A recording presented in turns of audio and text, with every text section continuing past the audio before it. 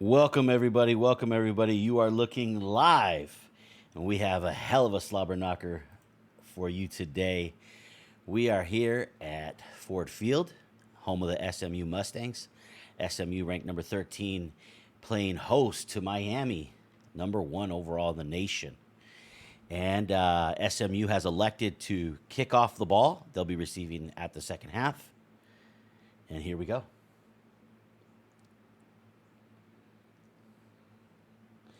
And that one's going to be downed in the end zone.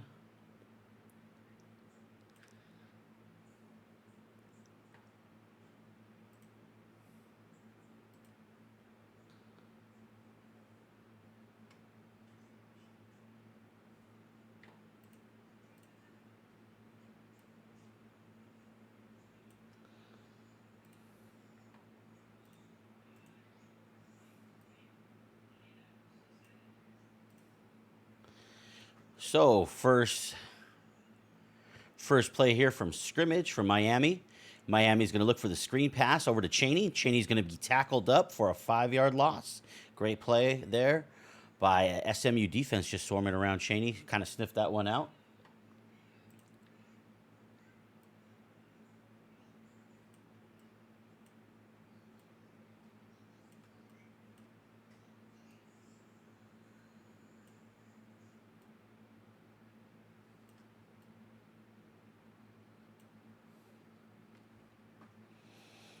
Second and 15.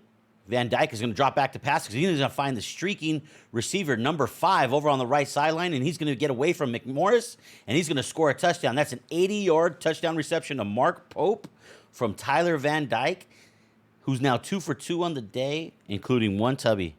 Unbelievable explosive play there on the right sideline. Threw it from the opposite hash mark to the field side and all the way over to the sideline, showing off that big arm there and putting his team up early in this one. Miami has one of the more explosive offenses and defenses in the nation. Their plus-minus differential is at 12 at this time. And SMU features an offense that's really explosive on the ground and in the run game with a 7-point deficit at this time. We'll see if they stick to the script and focus on that ground attack, or if they air it out a little bit more, feeling the pressure here to match scores with Miami. But Mr. September is the two-time defending champion for the NWO and has Ulysses S. Bentley in the backfield. Heisman winner. But this time it's going to be a Wildcat formation from Ashley, the freshman. He has 96 speeds. Going to be a great tackle that time by number 3, but not until 4 yards. That time you saw Bentley over there in the slot or wide receiver position motioning over, and look for that play to set up some plays later.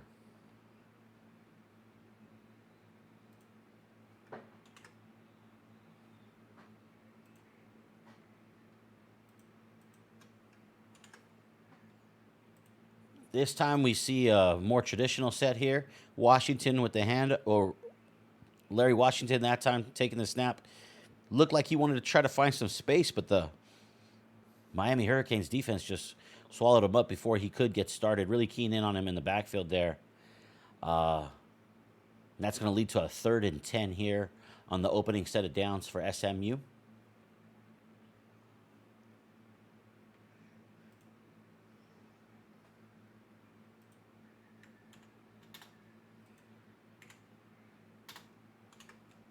Want to remind everybody that this is a friendly matchup,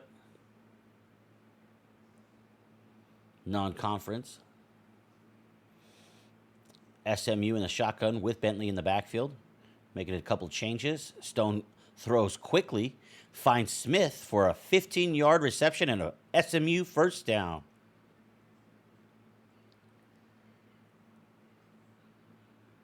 That play started from the left hash, and he threw it over to the field side, all the way over to the sideline. Big throw there from Preston Stone. Stepping in here in I think it's his junior season now. Great play.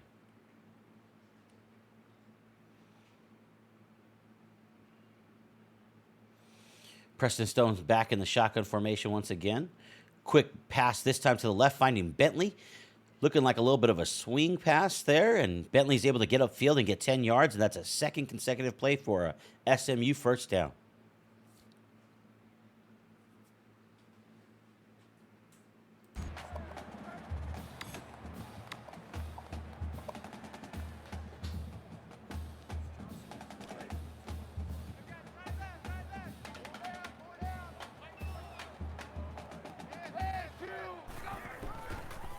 Stone hands off this time to Ashley. Ashley looked like he was in the fullback position, but wasn't there for blocking purposes when you have that type of athleticism. And now he has 2 carries for 8 yards. Looked like he got held up right there. If he didn't get held up right there, would have had a lot more green. But with that carry, SMU is now into Miami territory. Miami making some adjustments at the line, so is SMU. And Bentley takes a big hit right there from number 40. Number 40 knifing through the defense right there, right into the center guard gap, and able to bring down Bentley before he gets started, and it's going to be 3rd and 6. No gain on the play. Beautiful conditions, beautiful day out here. Weather won't be an issue in this matchup. Packed capacity today. 3 wide receivers out to the right, 1 to the left. Bentley in the backfield with Stone standing in shotgun. Miami defenders have a deep safety in the center, playing center field out there.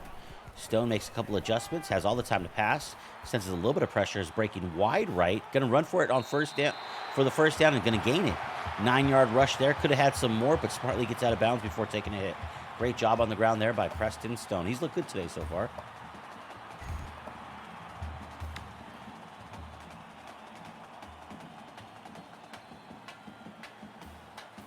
Coming into the game, Miami has only given up barely 100 yards rushing on the season, incredibly.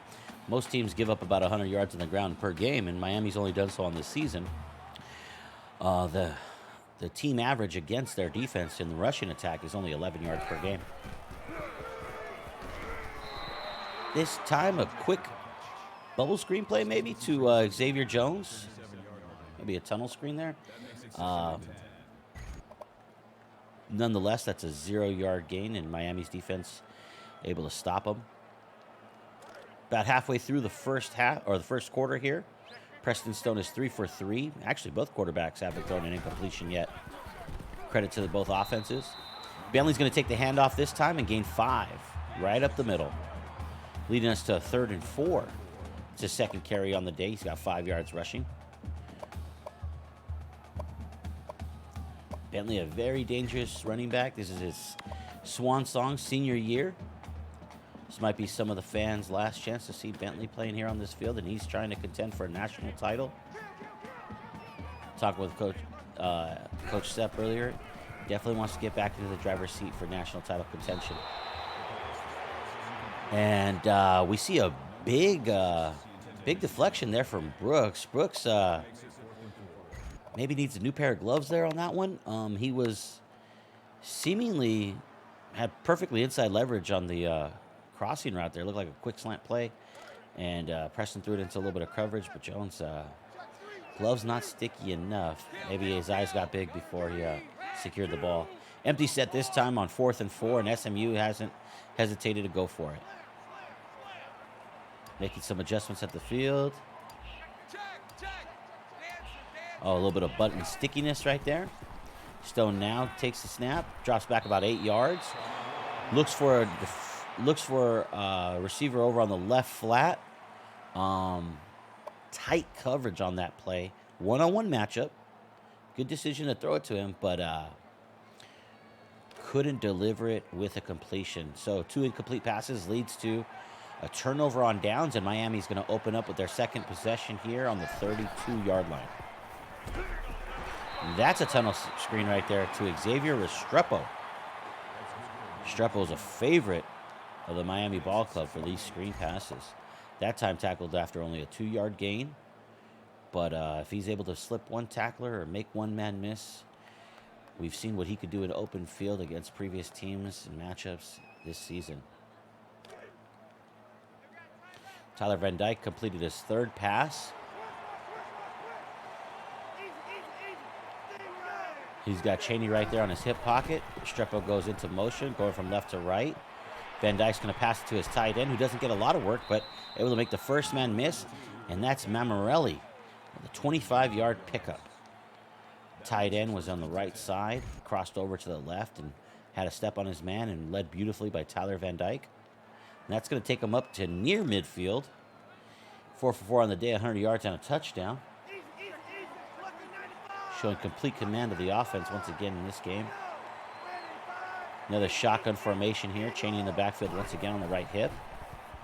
SMU bringing a couple extra defenders, man-on-man coverage, and Chaney's going to run away from his defender and weave in and out of traffic, and he's going to find the end zone on that one. What a great touchdown that time by Miami. Tyler Van Dyke, 5 for 544 and 2 touchdowns. And this Miami Hurricane team is sizzling hot to start the game.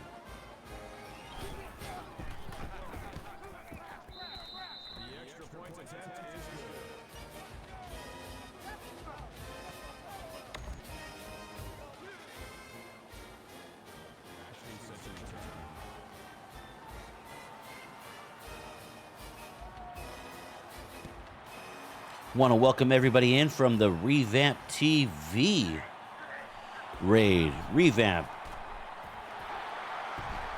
with the huge rated party of 16. And we're going to see Derek Ashley here, the unbelievably explosive freshman.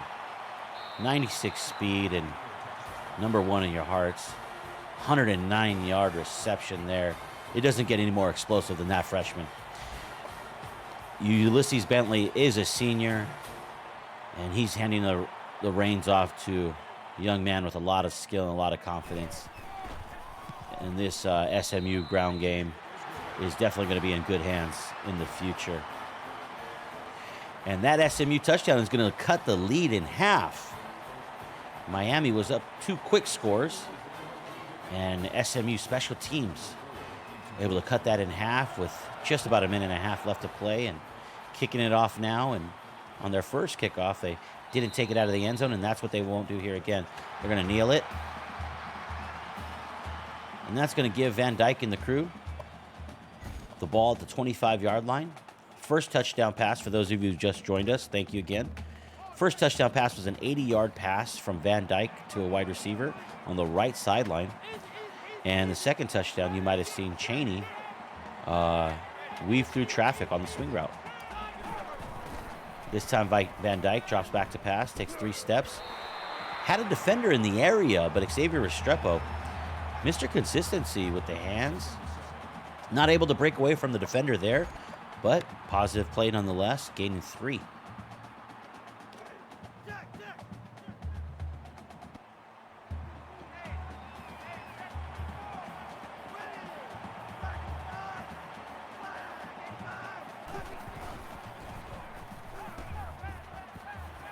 This time Van Dyke is going to complete an out route to number 83, and he is streaking down the sidelines, and he will not be caught. That's the 3rd explosive play for Miami on the day. Once again, man-on-man coverage. Oh, we got a shirt off, ladies and gentlemen. This is getting interesting. Can we get a hype train for the shirtless man in camera? Anyways,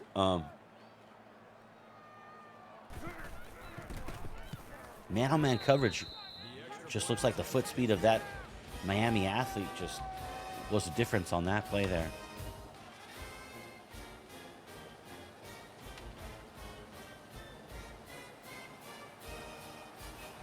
Amen.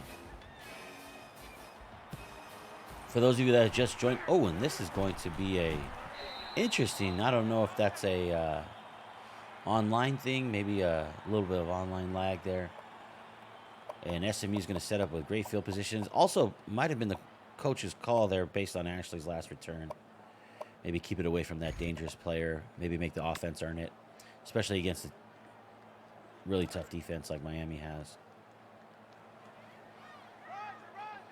Stone's going to be under center this time. 4 wideouts, 2 on each side, balanced set. Ulysses Bentley's going to take it up the middle. Looked like he could have went inside or outside on that one. Going to keep it inside, cut back to the inside, and gain 3.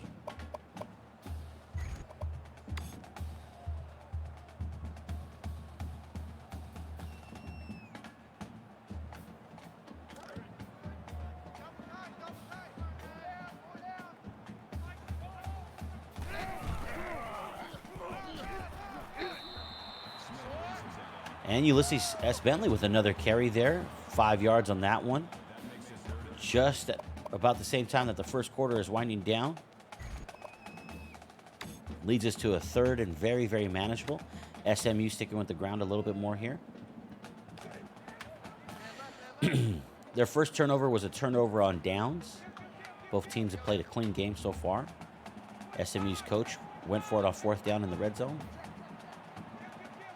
Led to Miami's first points after the turnover on downs. And here's the last play of the first quarter. And Stone is going to drop back to pass. He's going to find Jones. Jones makes one man miss, makes another man miss, breaks 2 tackles, almost breaks a third. And that's a big 39-yard user gain there. Preston Stone, biggest pass of the day on that one. That's going to bring us inside the 10-yard line. Set up SMU beautifully to bring this game back within 1 score.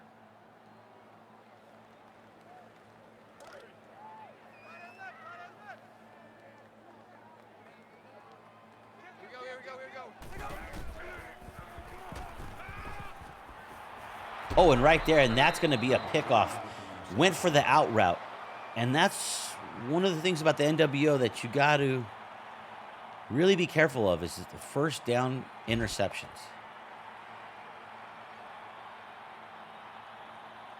The SMU coach is really giving an earful to somebody over there. Can't really make out what he's saying. I don't know if there's a lip reader in the building. I don't know if there's a lip reader around anywhere that could, help us out, but definitely gave somebody an earful there. And that's Cheney with the handoff. Miami wasting no time trying to get to the quick snap there, trying to get the defense off guard. The defense was still drinking water and Gatorade over there on the sidelines, not expecting to go into the play again until after scoring a touchdown. But SMU, kind of got that opportunity ripped away from them with the turnover there. And now SMU's defense has to go right back onto the field. Fakes the handoff to Cheney that time. He's going to roll out of the pocket right. And Van Dyke is going to dive forward for the first down this time.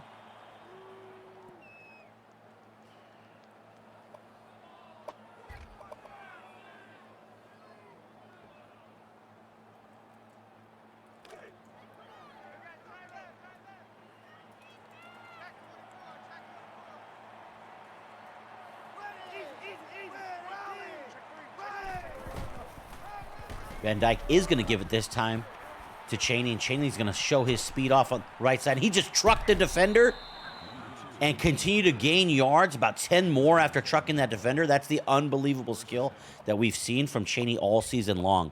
We know Cheney is explosive, has the ball carrier vision, the elusiveness, the break tackle ability, but when he puts his head down and puts his helmet, the crown of his helmet, into the numbers of a defender, good things have happened this season. Unbelievably, 10 more yards after contact there. Incredible.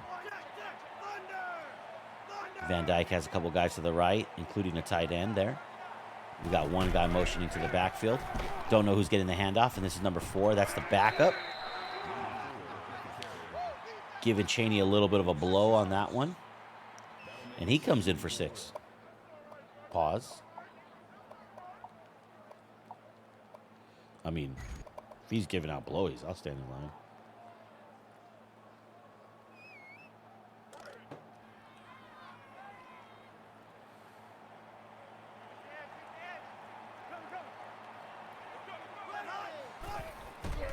Van Dyke throws a quick route. 83. He's the one who scored the 80-yard touchdown earlier. And that time he gets in for a second TD on the day. Redding the third. Oh, and that was a sexy TD, George. That was sexy. Yeah, we were bringing sexy back. That's for sure. That is Miami's 4th explosive play on the day. And Cincy Bowen, thanks for jumping in the booth with us so far. What are you thinking about this game so far? Yeah, it's a big surprise to me to see SMU kind of taking a beating like this. But if anybody can bring it back, it's going to be Mr. September. He's got a lot of tricks up his sleeve. Yeah. What you hate to see is that red zone interception, right? The red zone interception was a little bit of a game changer. That's a 14-point swing because SMU was going to bring it back within 7. And after that interception, Miami's just showing their explosiveness on offense and now stretching it out to 21.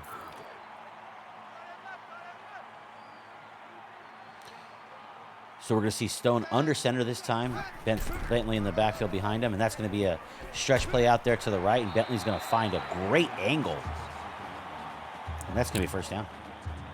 Yeah, Bentley does what he's got to do to get the first down, and Mr. Hurry-Up's and Mr. Hurry-Up, Mr. September's in the hurry-up. I apologize. I think he's a man of many names. Yeah, under center there again. Hand off to Bentley this time. Not a stretch out to the left, but to the middle this time. And finding a few more bodies there. Miami did a much better job of getting penetration and in the backfield, and that's a tackle for loss there. Yeah, Miami's got the best D-line, the best linebackers, the best safeties, the best corners. I mean, they're absolutely brought that early 90s swag back to Miami defense. I mean, they got the new turnover chain back. I mean, Miami's just absolutely been crushing it this year. Yeah, they have been playing on a different level, and that goes for their quarterback, their running back, and, of course, their defense as well. But this is 2nd and 9, and this is manageable for SMU. They're going to hand off to Bentley this time, and he's going to not find the edge. Great tackle that time by number 33, Williams, setting the edge there, and great tackle, because if he doesn't tackle him, what happens? He's gone for the TD, but thank God he got the Superman dive, and it looks like that man's got an S on his chest because that was a great tackle for loss. S on his chest, indeed. He jumped into the phone booth, took off, the tie and the glasses, and, pulled his shirt open, and the S was revealed, and great tackle there, saving a touchdown. Stone in an empty back this time. Daniels now motioning back in orbit behind him. Stone surveying the field, and he's able to find Bentley. Bentley making one-man miss, but there's a second tackler right there, and that's going to lead to a 4th and 6. Cincy, what do we do here? Yeah, I mean, you got 3 minutes and 45 seconds left. I'm assuming Miami got ball first, so yeah. You're probably going to have to go for it here. Assuming that you're going to get the ball back at halftime, knowing SMU what they like to do the old score halftime trick. Yeah, and this is going to be the second 4th down attempt by SMU. The first one was a deflected pass from Stone, and just was an incomplete pass. And this one is going to be 4th and 6 here. And this is the second time that the controller's sticking for the coach, SMU. Stone is dropping back to pass. He's going to find the out route there, and it's going to be a turnover, and that's not reviewable in online games. The coach is beside himself. He's yelling at the ref. He's saying that the man had his feet in and that should be a completed first down. Cincy, what'd you see? Yeah, this year they've been getting more stingier on the sidelines this year, and they've been calling a lot of them out this year. I mean, Jimmy had one last night or on Monday night. I apologize. I mean, the refs have been getting stingy, and the commissioner says, that we want to call those plays on the sideline tighter this year. Yeah, tight. That's right. Tight. Van Dyke dropping back to pass. It looked like SMU was going to bring some extra defenders, but then they drop back into coverage. And then Cheney is just going to break a tackle and then fly through the sky, and he's picking up about 15 on that one. Yeah, Cheney's just looking dangerous as always. Miami's in full go mode. Got the other coach just an absolute drastic, panic. I mean, he puts us all through it. Me, Jimmy, you. I mean, he's just doing what he does, getting everybody out of their element and playing a good game. Yeah, I'm catching strays out here now. The booth isn't safe either, boys. Thanks for joining us. So we've had 2 turnovers on downs from SMU, and then also... I apologize. September's just going off on the sidelines. I mean, he threw his clipboard on the 20. I think he threw it at a ref. I don't know if it hit the ref or not. I mean, he's still on the sidelines. He hasn't been asked to leave the game. Usually that's a ejectable offense, but he's still there. He's still coaching him up. He's still talking. Yeah, he's very verbal, and he's not going to stop until the game's over. And there goes the sweatshirt. I've never seen a naked coach on the sideline before. Bring it on. I'm loving it. I think he's streaking. He might go streaking, boys. He might give me a run for the playgirl. Oh, my goodness. The vibes. Vibe check. Thanks for that gifted to Miller. Miller, welcome in. Congratulations. It's Miller time. We're going to see Van Dyke in a pistol set here. Tight end in the sniffer. Looked like a screen, but he's not going to throw it. Now he is going to throw it, and he's still going to get it off to Cheney. Cheney is tripped up, though, before he could get back past the line of gain. And Coach Stepp is still in someone's ear. He's in everyone's ear. Yeah, Van Dyke, Coach Snossage on the mic together. You know, they try to bait him in there with Cheney. Did a great job, just 3 yards short of the first down, but great play.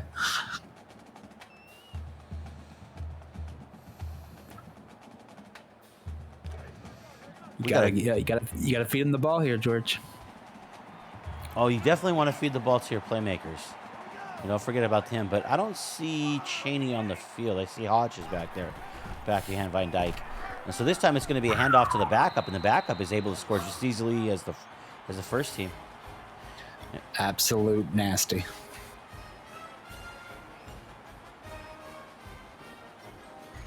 Like I said, 34-7. I mean, that's a big deficit to come back from.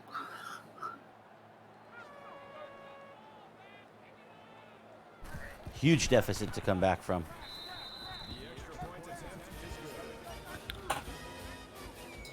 Well, this will be something different. We haven't seen SMU have to play a comeback game like this. We have never seen them down like this. This is something new to that coach and to us as well. Yeah, the SMU coach is not that I can remember been in a deficit of this magnitude. And it's, they've had some success, but it's just a couple plays that, offensively, Miami's looked outstanding. First and foremost, that's really what stood out the most. And then Miami's defense has played well enough, and then SMU had a turnover on first down. They kind of passed the ball instead of handing it off to Bentley, and then they also, had a couple turnovers on downs. One in particular they could have taken points on. And the other one, we just saw what happened there. They went for it, trying to get the old twofer like you were mentioning. One score before the half and then one score coming out of it, and it just didn't work out. Yeah, you got to be careful here. You don't want to force it. Stone's going to find an open man. Matthews this time on the sideline, and his feet are well in bounds. And the ref thought about calling him out of bounds there, but, looked over at Coach Sepp and didn't want that smoke, so gave him the completed pass there. Yeah, SMU looks like they're getting one there, but is it too late to finally start giving SMU some breaks? Yeah, the game sort of shifts after you go down by 21, and Miami and SMU definitely are in that place now. And Bentley's going to get the step back move and can't get past the second defender. Great tackle right there by number 1. Absolutely. Great awareness by the defense. I mean, Miami's just not letting anybody on the team, no matter if your name's Bentley, Ford, Mercedes. It doesn't matter what your name is. You ain't getting past this Miami defense. Yeah, Miami's best defense in the league right now. But SMU with a first down play there looked like a curl for the girls. Yeah, Daniels Jr. coming up with the catch and giving SMU a little bit of life. Like you said, maybe we'll get that score in the halftime and make it a kind of an interesting game. Yeah, SMU's definitely been able to pick up first downs. Not as consistently as they need to, of course. They had that big return from Ashley, but other than that return for the TD from Ashley, they haven't had any explosive plays down the field. Stone right there throws it into a tight window. Number 3 was looking for the pick, and he was trying to go the other way. Took a little bit of the wrong angle there, but very, very closely, almost close to being picked off and taken the other direction. Completed pass there, though, brings it into the red zone.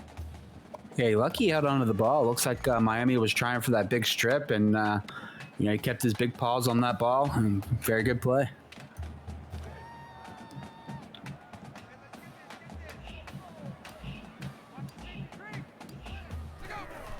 Six seconds left, and here's the snap. Bentley makes one-man miss. Second tackler is there to be able to wrap him up right before the yard to gain, and that's going to lead to a 2nd and 1. But we have another timeout here from SMU with 19 seconds left at the 10-yard line.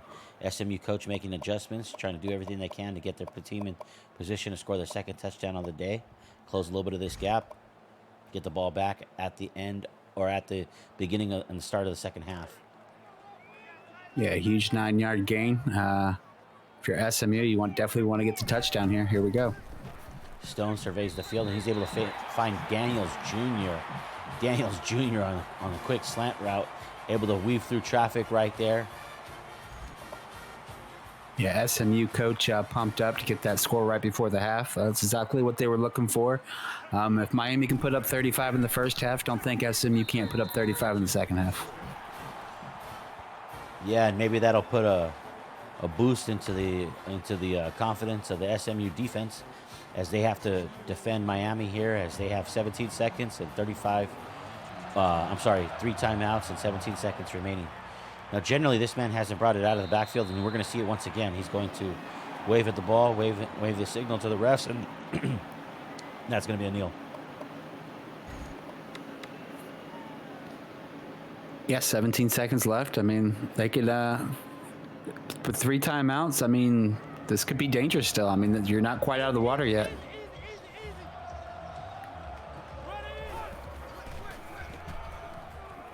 Quick out route that time.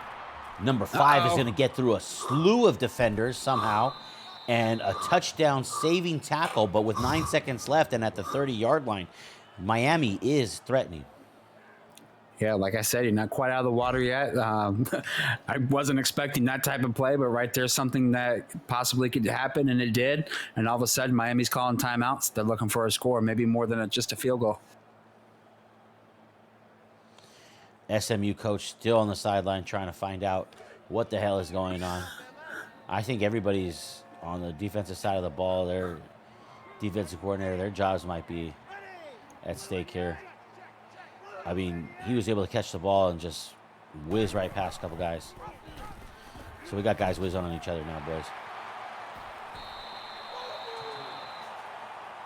Yeah, it looks like Miami will be just comfortable taking the 3 points into halftime. And SMU did not want to give up any points, and now they're just going to give up another 3, just another bigger deficit. Yeah. And Miami is going to line up for this 3 points, and just an unbelievable play to get them here in this field position. They got the ball with 17 seconds remaining, and after a big play, getting down here. And oh, wait a minute. Offense is back on the field, and we got Van Dyke. Van Dyke's looking for more. He must have convinced the coach to try one more crack at it. Now we got Miami. Maybe they didn't get the look that they wanted right there, and maybe they'll settle for the field goal now. Yeah, kind of mind games. I mean, you know they're going to go for the field goal. It takes some real balls to go for that out there, but they got the point spread to do it right now, but that's just not something you want to do. And that one's going to just snuck inside the right upright. And he looks super pumped, but he needs to get his shit together because that was not down the middle. Yeah, not down the middle, and not every kick's going to be pretty, but all in all, he got it between the 2 bars, and that's all that matters. Oh, yeah, absolutely. I mean, and that's, it pays off for the efforts that was put down by Miami right there at the end. So Miami's going to kick off to SMU to start the second half, and Ashley is not going to be able to return that one as that one is booted and hits the upright there. Yeah, Ashley, true freshman, speed for days. He should be taking over the full-time job next year after Bentley goes on to the NFL. So, see him come in and out of this game, but he should be getting the full-time action next year. Yeah, and Preston Stone, direct handoff to Bentley right there. Bentley's going to try to make some wiggle right there and gains 9. Great first down play. They're going to go hurry up. Looks like they're going to try to squeeze in extra plays and not waste any time. That's the right thing to do in this position. This time looking like a screen there, and blocking didn't quite get set up there. 3rd and 3. Yeah, those fancy things you've been doing those first couple of years, those might have worked now, but that's not going to work versus a team against Miami. Number 1 in the world. They got top recruiting classes. They got the top athletic training facility. They got the top foods, the top Gatorades. I mean, this is a whole different breed. Even though you've been a 2-time national champion, they're trying here to take you down a peg or 2 this year. Preston Stone facing a lot of pressure right there. And that pressure came right from the middle. But Preston Stone able to complete that pass for a first down and sets him up at the 43. Yeah, seems the more I dog SMU, the more they come back with the incredible play to shut me up every time. Just the pressure just came screaming from the middle of the offensive line there. Empty set here. Again, pressure right up the middle. And this time they're going to secure Stone on the floor. Sorry, since you go ahead. Yeah, you can't fight fate. Eventually that line's going to get to you. Got to buy you some time, maybe get some extra blockers in there, maybe a fullback, an extra halfback or something, if you want to take that much time back there. I was counting 3.5 seconds. That's way too long. I think the middle linebacker is able to eat right there when he has that big defensive tackle taking on 2 linemen, requiring a double team. I think when your defensive lineman is able to clog up 2 men, I think that really hurts, gap control. And the middle linebacker is just coming screaming down the middle. And not on every play, but definitely on that last play. And, puts you in just, you're behind, the schedule then at that time, facing these longer, situations. But this one's 3rd and 6, so this is somewhat manageable for Stone and SMU right around midfield here. About 5 minutes left to play. Stone's going to drop back, looking over to the tight end corner route, and he's going to get it complete that time to Matthews. And that's going to be about a 15 to 20-yard gain. He's going to be tackled out of bounds. Yeah, he's all of a sudden turned into Tom Brady, getting those balls out under 2 seconds and accurate throws. And, that's what you need to do to move the ball here in the against this big Miami defense. Anytime you get those balls out like Tom Brady, you're doing okay. And, that time looked like a pro route right there, completed, and we're going to continue with tempo here. Yeah, that was 1.5 on my stopwatch. Is that the one with the platinum plated, the black diamonds on it and everything like that? Yes, the one they gave me for the Playmate of the Year. Excellent. I got a replica over here, but it's not the same thing. Yeah, Miami had Stone there running once again, and that D-line just getting crusty. Stone has faced a lot of pressure this game, just like a lot of the offensive that have faced Miami this season. Miami's really excelled at generating pressure to the opposing quarterback and really keeping Van Dyke clean. This time, Bentley's going to go out to the flat, and he is, they got a user defender out there now. And this is Larry Washington, and Larry Washington is going to find Matthews, the tight end, for a streak route right up the middle. Great score there, and that's going to put SMU up to 20. He's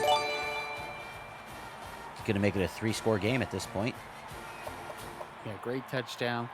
He is a 2-time champion, and they still got a little bit of that fight in them, it looks like, and they're not going down without a fight.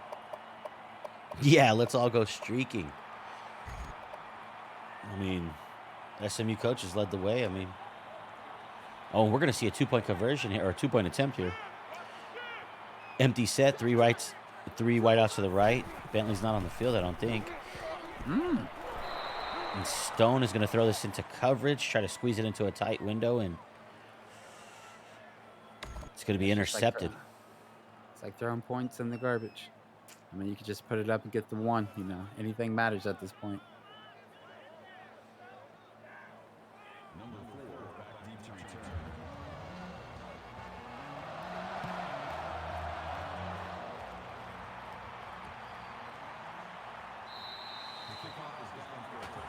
Once again, the backup running back is going to kneel in the end zone, and Miami's going to settle and be happy with taking it at the 25. They have an 18-point advantage at this time. You still playing for the comeback, George, or you maybe getting some second-teamers in there if you're SMU? Play for the comeback. Oh, look at this. They did a run commit. One thing about Miami, they have not stopped. When they score, they keep on scoring. They don't stop. Well, Van Dyke has had an unbelievable year. I think a lot of us overlooked it in the beginning of the season because Chaney is such a problem in the backfield. And Cheney is having an unbelievable year too. You know, and the defense and Cheney's running has kind of outshined Van Dyke. But I think as the season goes on, I'm starting to see that Van Dyke is really putting together a solid season, stepping up and making big plays, and kind of gets the offense and the defense in good positions to where they could just go out there and play and they don't have to do too much. Their job becomes a little bit easier when he's having passes like that. Yeah, I mean, you're having passes like that. It's just going to be a great year. I mean, obviously they got something special going on this year. Number one in the nation. I mean, yeah. One thing I've noticed about Miami, no matter how bad they're beating you, they don't stop until maybe like the mid fourth quarter. I mean, they just keep on going, and just because it's the third quarter doesn't mean they're going to slow down. And you got to respect that. They're putting up big points this year. They're trying to do big things. Yeah, and SMU is going to get ball here, 25, and all their starters seem to be in the plays, in the play, and that's Stone, and he's going to get away from one man. He's going to throw it before getting tackled by another, and just a little bit off of a completion there. Yeah, Stone's got some stones there. I mean, that was a close throw. I mean, a good try, a great, valuable effort. I mean, there's only so much you can do.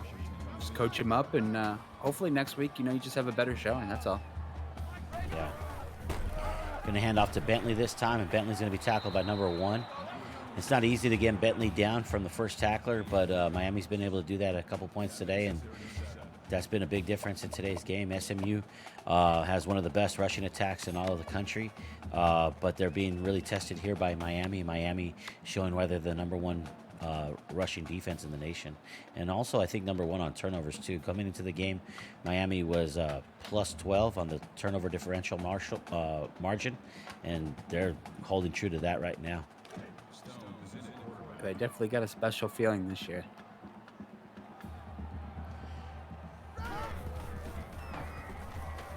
Stone back to pass, and he's going to find Smith, and Smith is wide open. We're going to see some great user-on-user play right there as Miami is able to track down the man. First tackler in there gets him. Was that just a blown coverage? Yeah, Miami's not happy about that one. You can see the defensive coordinator just absolutely got his head down, but at least the defender out there made the open field tackle to stop the play. Yeah. Empty set, SMU firing. They're going to get a pro route right there. That's going to be another first down for SMU, that time to Jones. Yeah, that's a dangerous route. It's hard to defend. Yeah, last game that I called, there was a couple of those routes that went the distance after one broken tackle. Empty set here once again. Stone surveying the field. He's dropping out of the pocket. And he's seeing the speed of the Miami defense. He can't find anybody in coverage, not wanting to force it like he did earlier, and he's going to get sacked there after a yard loss.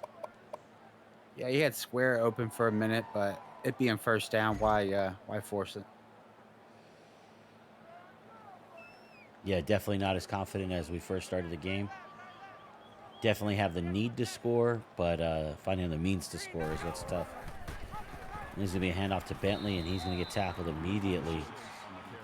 And that's going to be a no-yard play there, no-yard carry. Yeah, this has got to be one of Bentley's worst games of his career. I mean, he's out here looking like a normal guy, and you can't really say that about Bentley. He's an absolute machine. It's going to be a first-round draft pick going into the NFL next year. So, I mean, just kudos to Miami's defense. Yeah, definitely showing where they're the tops. And that's going to be another turnover there. That's the second one that gets recorded. That's the second interception in the red zone for Preston Stone. Earlier it was an out route to the right side, and this time it's just got stepped in front of right there. When you combine that with the 2 turnover on downs, that's 4 turnovers total generated by Miami. Yeah, that young man's over there with his defensive coordinator putting on that chain, and the defensive coordinator says, use your brain, son, use your brain. That's how you do it. And there he is, matter of fact. And there they are celebrating with the chain. Still a lot of time left in this game. Miami's got 45, so they've got a 25-point lead over here on SMU. But we're still seeing all their starters. That's Cheney in the backfield. That's Van Dyke. Those are the guys that you need to watch every play and got to take notes about what their tendencies are, and that's the only way you'll beat them. It's going to be a handoff to number 5 this time. Not really going to go anywhere. Great defense there by SMU. Yeah, if you think Van Dyke's done throwing yet this game, you're crazy. I mean, this guy's probably going to still put up another 150 yards. Like I said, they don't stop playing to mid-fourth quarter. Yeah. Next week, Miami is going to host A&M. That's basically a mini national championship. Well, whoever wins that game will definitely be in the driver's seat in terms of NWO, and then also in BCS rankings. Yeah, that's going to be a huge game. If it's on a day off, I'm definitely going to be looking forward to calling that game. Well, you better bring that watch with you. Oh, I got the watch. I'll bring the water bottle too. You got the chain? I got the chain. I got the hair.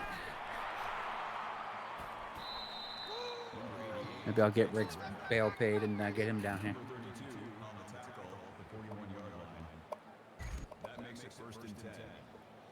First and 10 right here. Another completed pass here by Van Dyke.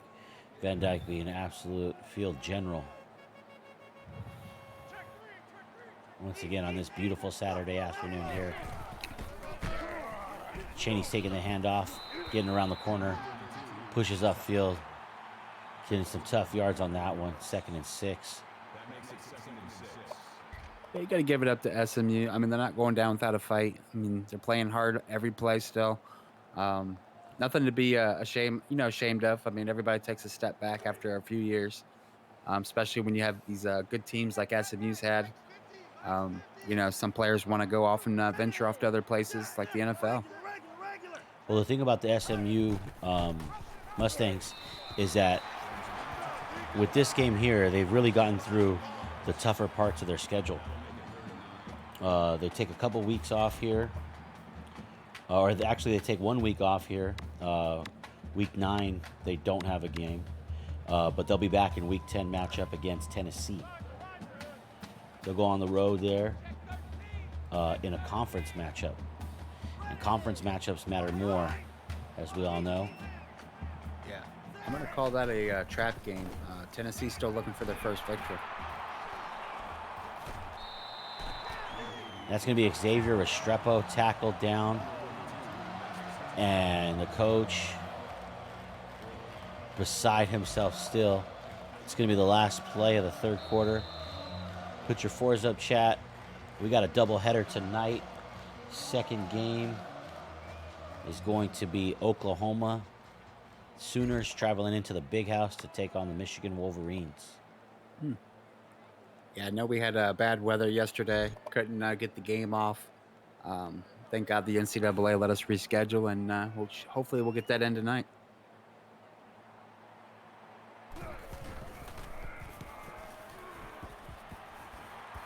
Nice kick. Not returnable.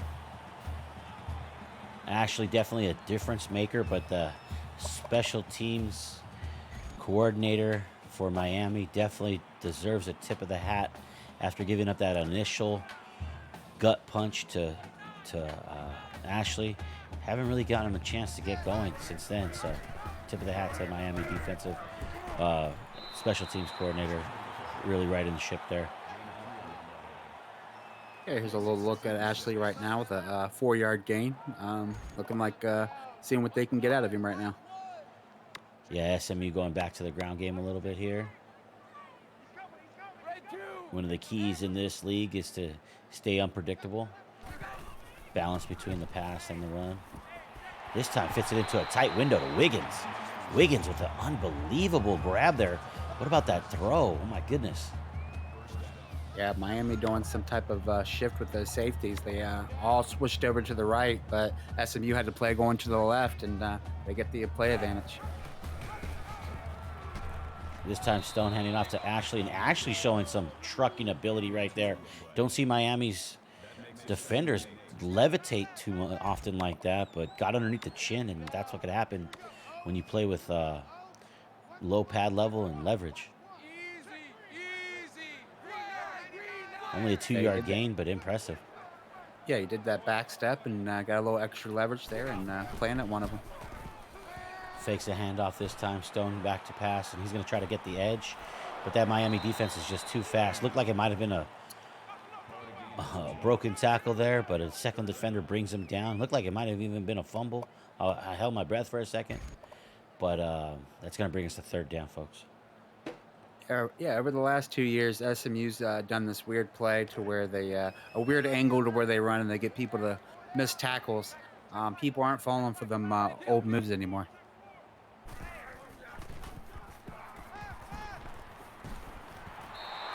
And with a defender draped all over him, he's going to complete the pass for a first down. I mean, that man was covering him like a wet blanket. Yeah, man coverage, but they just get that one step, and that's all Stone needs to make that nice little throw. Yeah. Stone drops back to pass once again, takes a 5-stepper this time, throws it into double coverage. Try to get the breaking in route there, a deep post. Not really sure exactly what it is, maybe a deep in, but safety was there to help out the corner, and they both converged on the play and swatted it down. To get that turnover chain going, you got to bring them, you got to, reel them in, you got to get that catch. But they've been able to do that earlier in the game and then also all season, but couldn't get that one in. Yeah, they've been playing offenses for fools this year with that man-to-man switch-up zone that they do. I mean, they disguise it very well. They're dangerous. They got good hands. They're good enough to be wideouts. Stone breaks out of the pocket right this time, makes a move in and then out, and able to get out of bounds without being hit. Yeah, beautiful run. Didn't know he had that much athleticism. I mean, way to worry about your safety and get out of bounds. Yeah. Empty set here, and he's gonna have a defender charging up the middle. Okay. He knifed inside. He looked like he made an outside step, and he just Nick Bosa'd it. He gave him the outside step, and then basically it's like a basketball crossover move. He steps out with the jab step, and he steps back in and knifes right inside the offensive lineman, and that's an offensive lineman's nightmare. When you have somebody with that much agility and quickness, and he gives you such a wide outside move, you got to set up the outside. You got to respect that first move. He's able to knife back inside. That was disgusting. Yeah, it must look like someone's kneecap got blown there.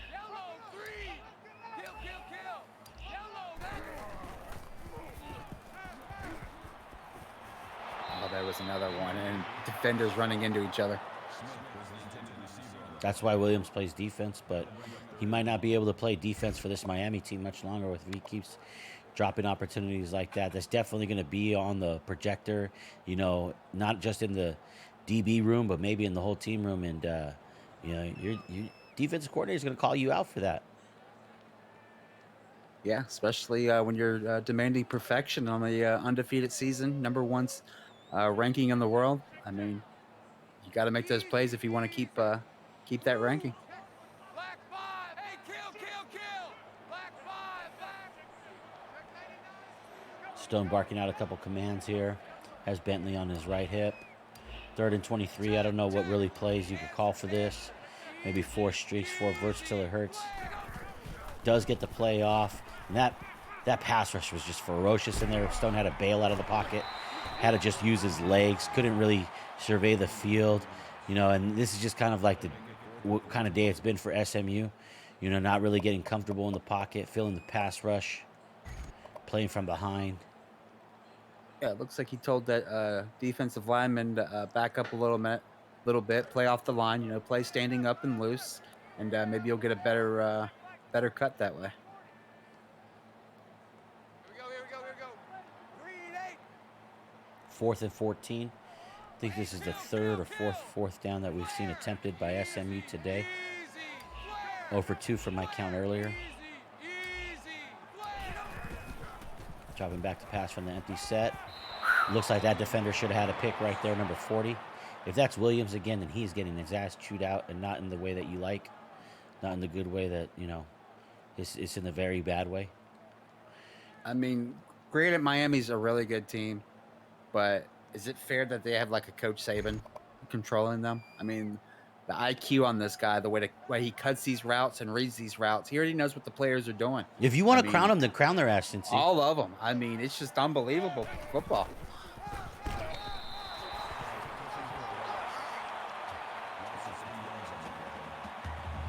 They are who we thought they were, Cincy. They are indeed. #1 team in the nation right now, and looking like it. This is 3 straight games with big victories, putting up a lot of points and playing stellar defense. And this time is the most impressive because it happens against, I think, the number 1, 2, or 3 top scoring offense in the nation. Yeah, I'm just interested to see how the rest of the season plays out, especially against Texas A&M. Hopefully, we see some stories in the storylines because when a #1 and #2 meet, that's exciting.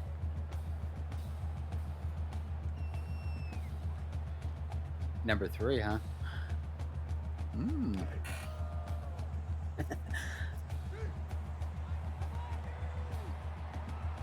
Van Dyke's still there, getting every snap this season pretty much. And one time they did take him out, they got the backup quarterback injured, so that's probably why they're not doing that at this time. And Cheney's going to take the handoff.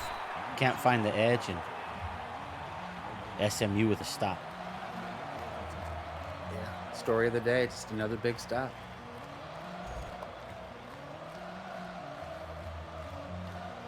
And it looks like the SMU coach is just ready to get out of here and just focus on here in about the next game here in the next couple of weeks versus Tennessee. Yeah, this is going to be a post interview to remember. This is where the kind of coaches this is where memes are built, Yeah,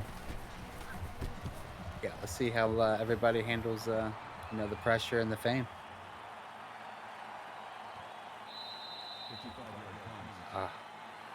Ashley picking up the ball and losing additional 5 yards.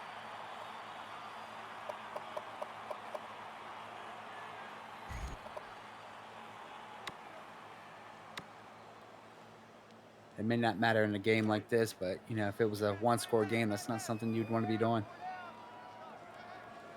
Excellent special teams there. Stone finding someone over to the right side. It's Daniels Jr. He scored a touchdown earlier, and he hasn't quit fighting yet. 7-yard gain there, but this Miami defense is stingy. A lot of great tackles, not a lot of broken tackles from SMU. Credit the Miami defense.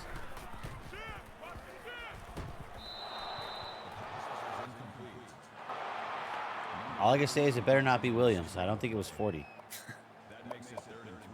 All I know is that just another man was there. Yeah, they're probably breaking the record with deflections this season. That's for sure. I don't know if the NCAA keeps records like that, swats per season, but we're going for a record for sure. And now Bentley can't come down with the pass there. As runs a halfback angle route, Texas route. Very effective for him, but not today. Leading us to 4-3. Yeah, unfortunately, when your momentum goes down like this, it just doesn't build back up. Can't get the catches that you want. Can't get the fall forwards that you want. Can't get the the catches that you want on the sidelines. It all just breaks apart, unfortunately. Kill.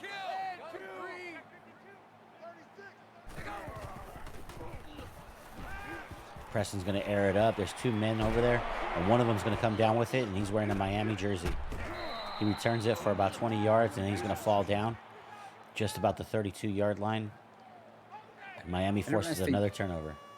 Yeah, interesting choice. He had 2 guys cutting across the field wide open, and he chooses the man that's being double covered over top.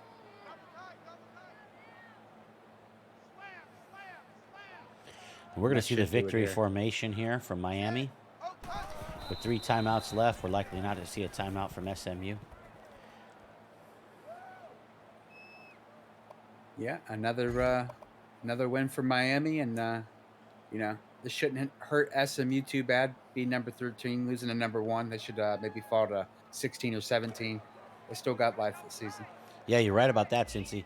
And again, I want to remind everybody that this is not a conference game, and SMU has not played a conference game as of yet. They will not have a conference game until week 10 at Tennessee.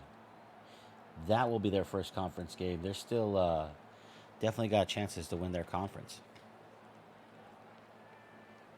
Yeah, I mean, still got the whole conference to go through, and good chances are that Sepp will get his team back together and on the same page and run the conference. And this should be the last kneel down here that'll do it. And that's going to be your final, folks. 45-20, Miami coming in and getting it done.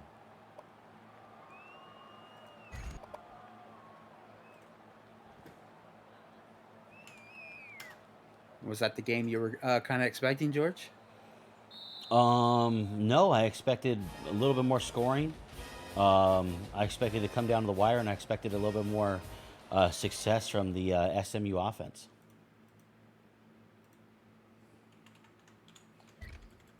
We should, as typical, be joined by the winning coach here, and that would be Coach Sausages of the Miami Hurricane. Do we have you, Coach? How's it going, boys? We just keep on rolling. We got a doubleheader, and we're excited about that. But we just want to thank you for what you brought forward today. You brought the number 1 team into here to face a 2-time, and looked pretty well. What did you like about today? Honestly, the team kind of played almost flawlessly. We didn't run the ball as well as we did, but when we go 15 for 15, that's always going to be a plus. We didn't get sacked again, so the O-line kind of set everything up. But Sepp's really hard to play against. But I watched when I was at the gym today. I watched some film, and he really likes that. I didn't expect him to run a lot of hitches, but I know he's smarter than running just hitches. Where he likes to run these really deep out routes, and his guys get a lot of separation. It's just honestly, the team just, I don't know what they're on this year. I don't know what's going on, but they're fucking feeling it. Yeah, well, Coach, great job again keeping Van Dyke clean. I don't remember him getting tackled in the backfield for a sack or anything like that. You pass protected well for him, and he had another good day at the office passing. And then, of course, Cheney and everybody else stayed healthy, and your wide receivers made a lot of plays. And those DBs, I'm sure they're going to get an earful, but they came up with some big turnovers too. And I'm going to hand you off to Cincy Bowen. Good luck the rest of the year, Coach. Thank you, man. Appreciate it, George. Yeah, congratulations. When I got into the studio, you were already up a few touchdowns. I believe it was 21-7 when I walked in. But from the rest of the game that I watched, I mean, your defense played flawlessly. I mean, like you said, on some of those routes. I mean, is that just some of that game study that you saw pre jumping some of those routes? Yeah, a lot of it was Sepp. Sepp knows not to be predictable. He does a really good job of not using the typical out route from the outside guy or the hitch route from the outside guy. He kind of forces his inside guys to get a lot of separation. I didn't expect his tight end to be that explosive, but we just have to protect the boundary. Like if we can protect the outside and we can protect the edges, anything outside of the hash marks, especially since he's trying to play, he has to come back. He's going to want to slow down the clock. I mean, not slow down the clock, but safer throws. And that's just honestly, the DBs did really well. We had 5 deflections. It was very unfortunate because on that 4th down, it looked like he was in bounds. That would have been a completely different momentum changer. Like the game would have been so super tight after that, but it just wasn't his way. Unfortunately, and our guys actually, they actually played well. Got one last one here for you. Oh, I'm sorry, Cincy, go ahead. Oh, go ahead, George. Oh, we got a channel redemption. This is Coach Two Blunts here asking, how's the team bus? It's fucking lit right now. I'll tell you that right now. It's wild. But we're Miami, baby. We don't have a team bus. We go strictly charter. We go strictly private jets, boys. All right. So we're driving straight to the airport and getting the fuck out of here. All right. One quick question. Next game versus Texas A&M. are you going to be ready for Forrest Gump? That's the biggest question, really. As you can hear, the defensive coordinator, it's that kid can move, man. He's fast. But I've been the biggest Forrest Gump fan out of anybody in the NWO. I don't want to hear it. All right, I called it from day one that he should start, but unfortunately, it's going to be a bad day for Gump. You heard it here. Appreciate you, Coach. George, take us away. All right. Well, thank you, Coach. Good luck to you on that matchup. That's going to be Week 9 to be determined. As far as the date, A&M program, don't snuck them. Bring you back to today. Let's get the other coach in here. The two-time, Mr. Two-time. How's it going, fellas? It's going great. It's a friendly that you played, although it doesn't feel friendly right now. You're still 0-0 in the conference. Next Yeah. week, you have a bye, so you get into the lab a little bit more, which I know you're excited about. And then the week after that, you're gonna bring whatever you can build over to Tennessee for your first conference matchup. And is that the opportunity that you need to get your season back on track? Man, I don't know, man. I don't know. The Shane, like last season, Shane Beamer was asked, like, what could he do better against Georgia? And he said they've got all 5 stars, and they're basically like this super team. There's nothing you can do.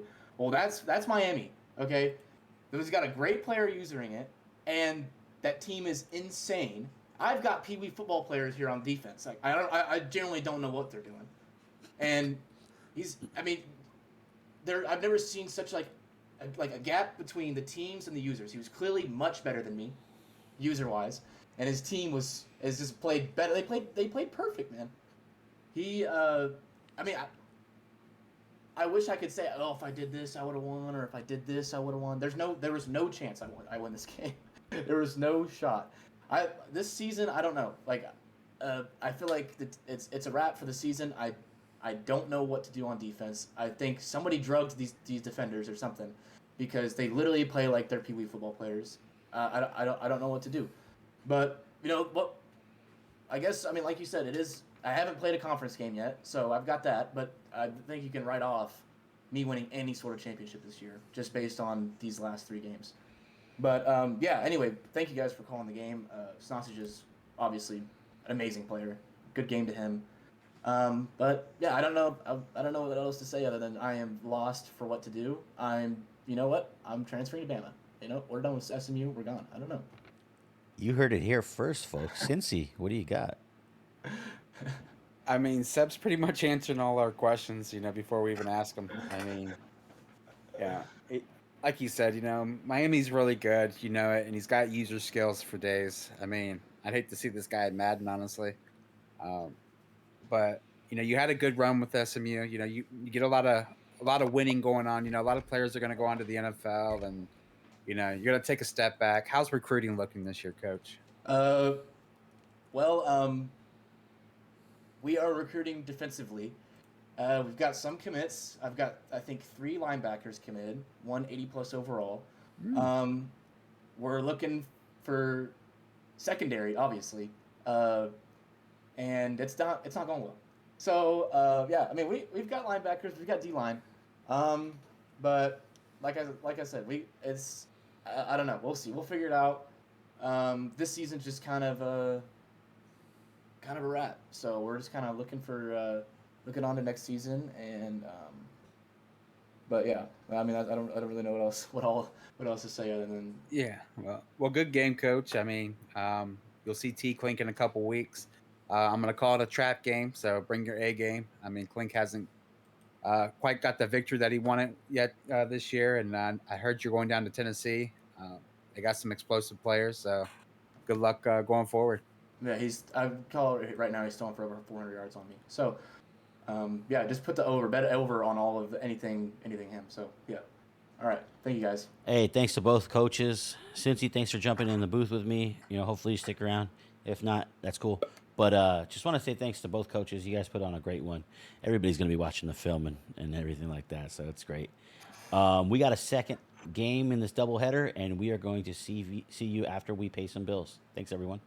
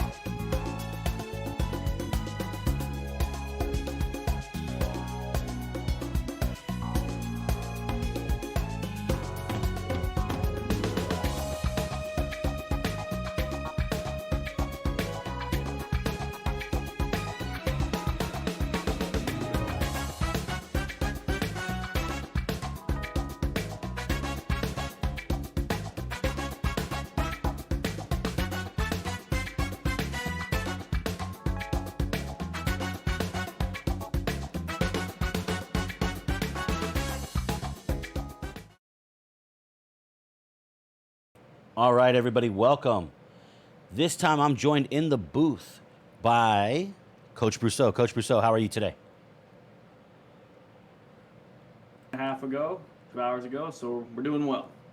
Excellent. Thanks for joining us, Coach. And, Coach, I'm excited also to schedule our game for next week. We'll be playing next week as you travel down to the Coliseum. But let's talk about tonight's matchup. Tonight we have number 5, Oklahoma, number 3 team in terms of points, number 1 in yardage, number 1 in passing. And we're going into the big house tonight. Yeah, indeed. It's a tough matchup coming here. You know, the Badgers know that the hard way a few weeks ago. But, you know, this explosive Sooner offense hasn't really been slowed down by anybody yet. So can Michigan's defense step up to the plate? And can the Sooners defense, you know, slow down this Michigan attack? It's going to be a very interesting matchup, George. Yeah, and talking about the Sooners defense, that's probably been one of the little less expected, but definitely showed up this season. This season has definitely, you know, Sooners playing some defense, and they're giving more opportunities to Caleb Williams. We're going to see the Sooners defense right away as Roman Wilson, always a dangerous return man there. He's going to let that one bounce out of the end zone. They're going to get it at the 25. Yeah. So let's see what they come out in. You know, Michigan's coming in. I don't think is Corum still on the injury list, I believe. Initial correct? reports, yes. Initial reports are saying that Corum's out for about a couple more weeks. Okay. The replacement is actually averaging the same number of yards per carry. And this is him right here, Devin Edwards. Devin Edwards with the tackle up, or with the carry up there for 8 yards. What'd you see, Coach? Well, you know, we see, you know, an easy box, you know, a light box right there for Michigan to run the ball in, little zone read action potentially, or just some inside zone. And, you know, you'll take 8 yards on first down most days, George. Sets up second down beautifully. Now you got play action or you got whatever you want. And you're going to have trips left, single back, shotgun set. It's going to be a handoff to Edwards again, 2 carries in a row, and he's going to bounce off 3 defenders, but the 4th defender brings him down. Did you like the call? Going tempo, George. Holy smokes. Yeah, going tempo here. Well, got some initial success here, and also maybe have them in a defense that they're not really set up for, and let's see if they snap it quick. Same formation, and yes, here's a quick snap, and they're going to find Edwards once again. So now he's got three touches in the first 3 plays. That time for just 3 yards, though. If your ballers are balling, get him the ball and get out of the way, right? You know, give him to the running game, get it to him in the passing game, whatever it takes, right? You gotta get the guys who do the most with the ball at all times. Yes, and McCarthy's going to be back in shotgun. Pierce is going to be back in the backfield this time and looking like a little bit of an option there. McCarthy's going to slide down smartly before the Oklahoma defender is able to put a tackle on him. You know, hey, great triple option there. If the receiver would have done his job and blocked, you know, McCarthy might be still running all the way into the end zone. But smart move by the quarterback, not taking any early big hits. He still lived to see another day with first down. 4 wideout set once again. McCarthy to Edwards here, and McCarthy's going to find some space. A little bit of the middle opening up there for Edwards. Yeah, you know, you'll take 9.5 yards on first down, right? And Michigan is just going all day. Laser tempo right now. Yeah, foot still on the gas. Same formation, not letting Oklahoma get out of that defense. But this time we got number 45 stepping up and making a play there. A little bit of a yard loss there. Yeah. Finally, we see, you know, the Oklahoma defense starting to stiffen up a little bit. And interesting third down here. If you're Michigan, you're not really, you know, you're still feeling pretty good because it's 3rd and a yard. But, you know, maybe a little bit more hesitancy going up the middle here. Try to pick up that quick yard. Yeah, and they're going to try to spread them wide. No tight end. 1 wide receiver in the slot, 3 altogether, 2 in the backfield. You're going to see some pressure up the middle from Oklahoma, but it's not going to get there. Nice blitz pickup there from the O-line of Michigan and able to complete that pass. He's 2 for 2 for 16. We're going tempo again. I think I heard the whistle off that ball on the slat route, George. And this time he's going to fake the handoff. McCarthy's going to then pitch to Dunlap, who I haven't heard much from, and great ankle tackle right there. -2 on the play. Hey, you know, that option defense, you can tell Oklahoma's done a little bit of work in practice. You know, you usually have a guy take a certain player in the option, but that guy just said, you know what, I'm taking both. Tight end set to the left, and one defender stumbles before making the tackle. The other one is able to slow down Dunlap just enough until somebody in the secondary is able to make that tackle ultimately. Just a couple yards there, and now it's 3rd and 7, 3rd and long. Okay. Yeah, I mean, you see the outside zone there. You're trying to get to the perimeter. Good initial penetration by the Oklahoma Sooner. I think he might have tripped over his shoelaces or something, but Yeah. they rally and make it 3rd and 7 here. Interesting down and distance right now. Yeah, turf monster there, even though the turf looks great today on this beautiful afternoon here. McCarthy, tight, close formation. Passes it to Henning this time. That's going to be only a gain of 6, leading to a 4th and 2. So if you're Michigan here, do you take the points because you get the ball first? You know what I mean? I would probably take the points here first just because you're not guaranteed that possession coming out of the half. Just my opinion. Yeah, definitely indicates how aggressive you are here. But inside the red zone, you like to get points, and that's what Michigan's setting up to do. So unless this is a fake, they're going to walk away with a successful 3-point drive here. Able to march the stretch of the field. Your offense put had points. some momentum. I'm sorry, George. I think we were saying the same thing.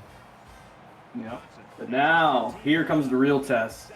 This number 1 offense. What is Michigan going to do defensively, and can Oklahoma just keep their foot on the gas like they have this whole season? Great special teams kick there, having to pick it up from the end zone. Can the coverage be there in time? And yes, Warren's going to get off of his block and take down Kendall Davis there after a return of 28. Looked like pretty good coverage there by the special teams unit. Yeah. No.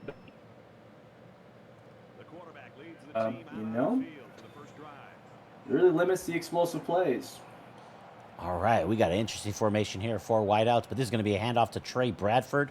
Trey Bradford, the leading runner and receiver for Oklahoma, gains 9 on that one. And they're going to go tempo as well. These defenses are going to be gassed, George. We got tempo for days today. Yeah, we're going to definitely see a sprint here. And this is Bradford, and he's able to make a couple man miss, and if he would have gotten past that last one, he might have went to the house. But still a great gain nonetheless, and now they're at midfield after 2 very quick first downs. I think we got about 6 broken ankles by Michigan defenders right now. Still sticking with that formation and pace here. Bradford with another touch here, makes a spin move. He might be a little bit gassed getting off the floor a little slower, but still discouraged that he didn't get more on that play. Had a chance to, but still a 7-yard rip nonetheless.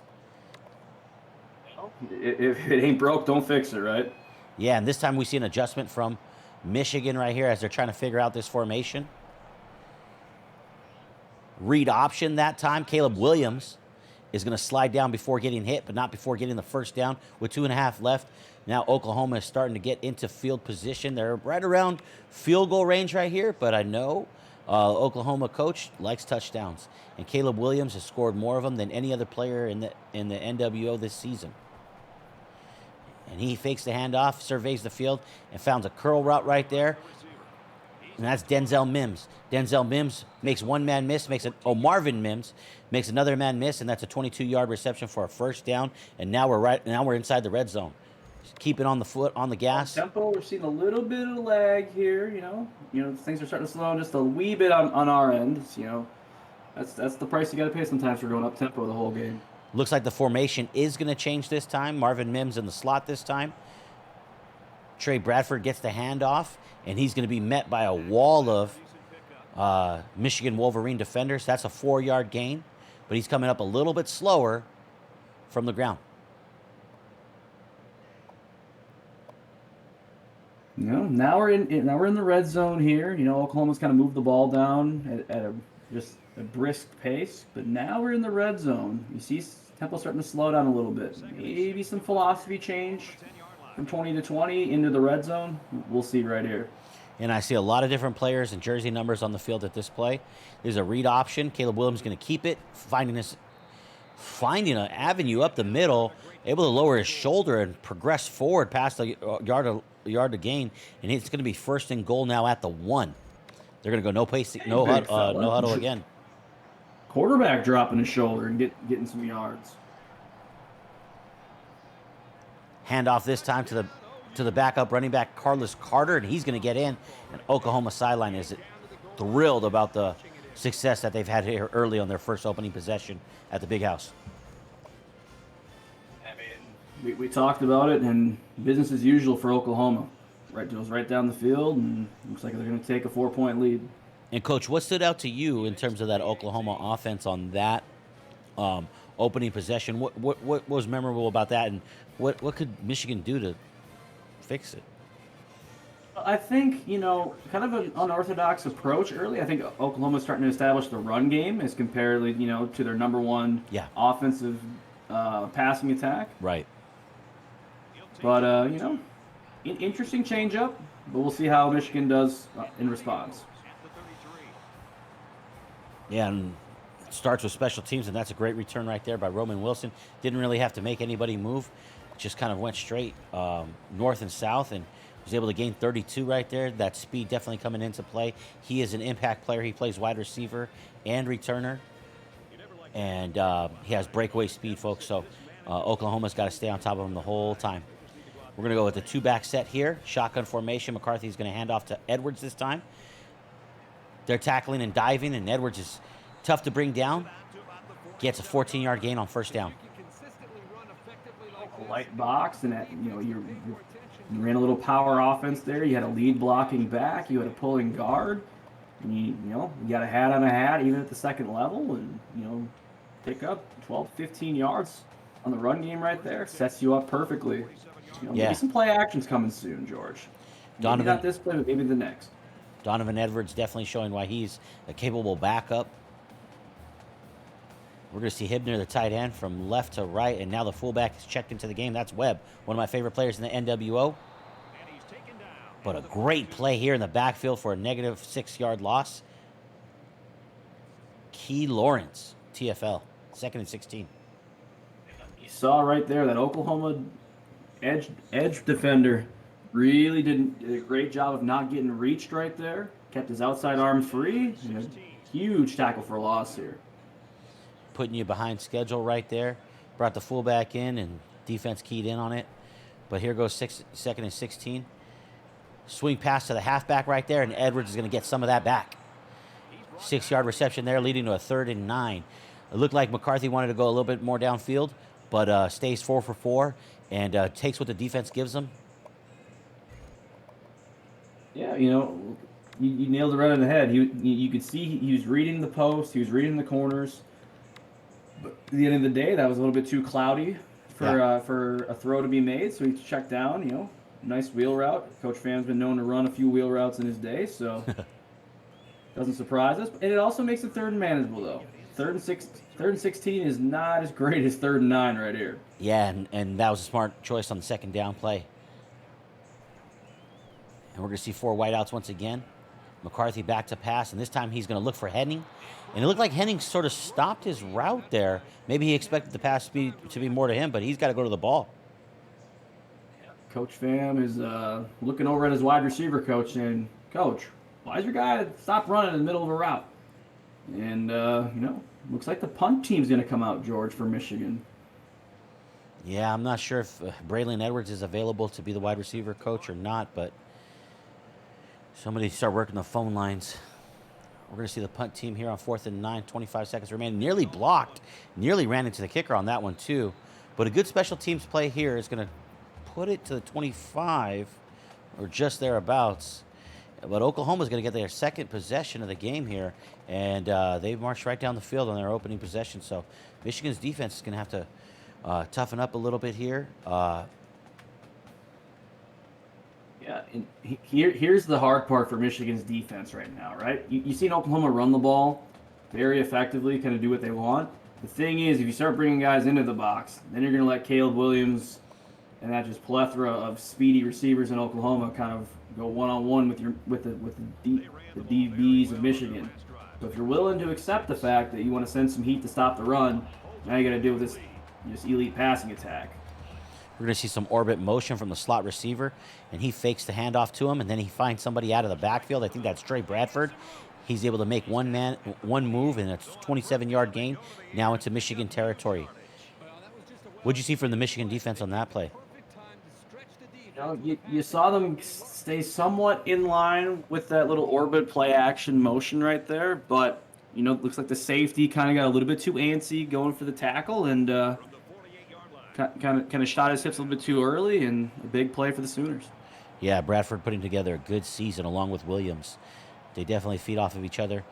We see some wide receiver motion there that time. Fake the jet sweep. Caleb Williams buying some time with his feet. Dangerous legs and just finding a very tight window completion there to Mario Williams. Mario Williams having a great season for OU, and that's 3 for 3 now for Caleb Williams. George, that was a blazing first quarter. Holy smokes. And that was a blazing pass right there. We had the defender, in a trail technique, but nonetheless, he was in position. Looked like he might have had a chance to pick it off or knock it away. And that just goes to show how much, Caleb Williams has confidence and effectiveness this season. But Michigan was there, could maybe get one of the next plays there. 6 first downs for Oklahoma, 4 for Michigan as second quarter begins. There's a handoff to Trey Bradford. No, check that. That's going to be a fake handoff to Trey, and Caleb Williams is going to keep it and gain 5. And you see the Oklahoma offensive line and even receivers. I think Coach told them this week, if you don't block, you're not going to get thrown the rocks. So you better step up. So great job for them.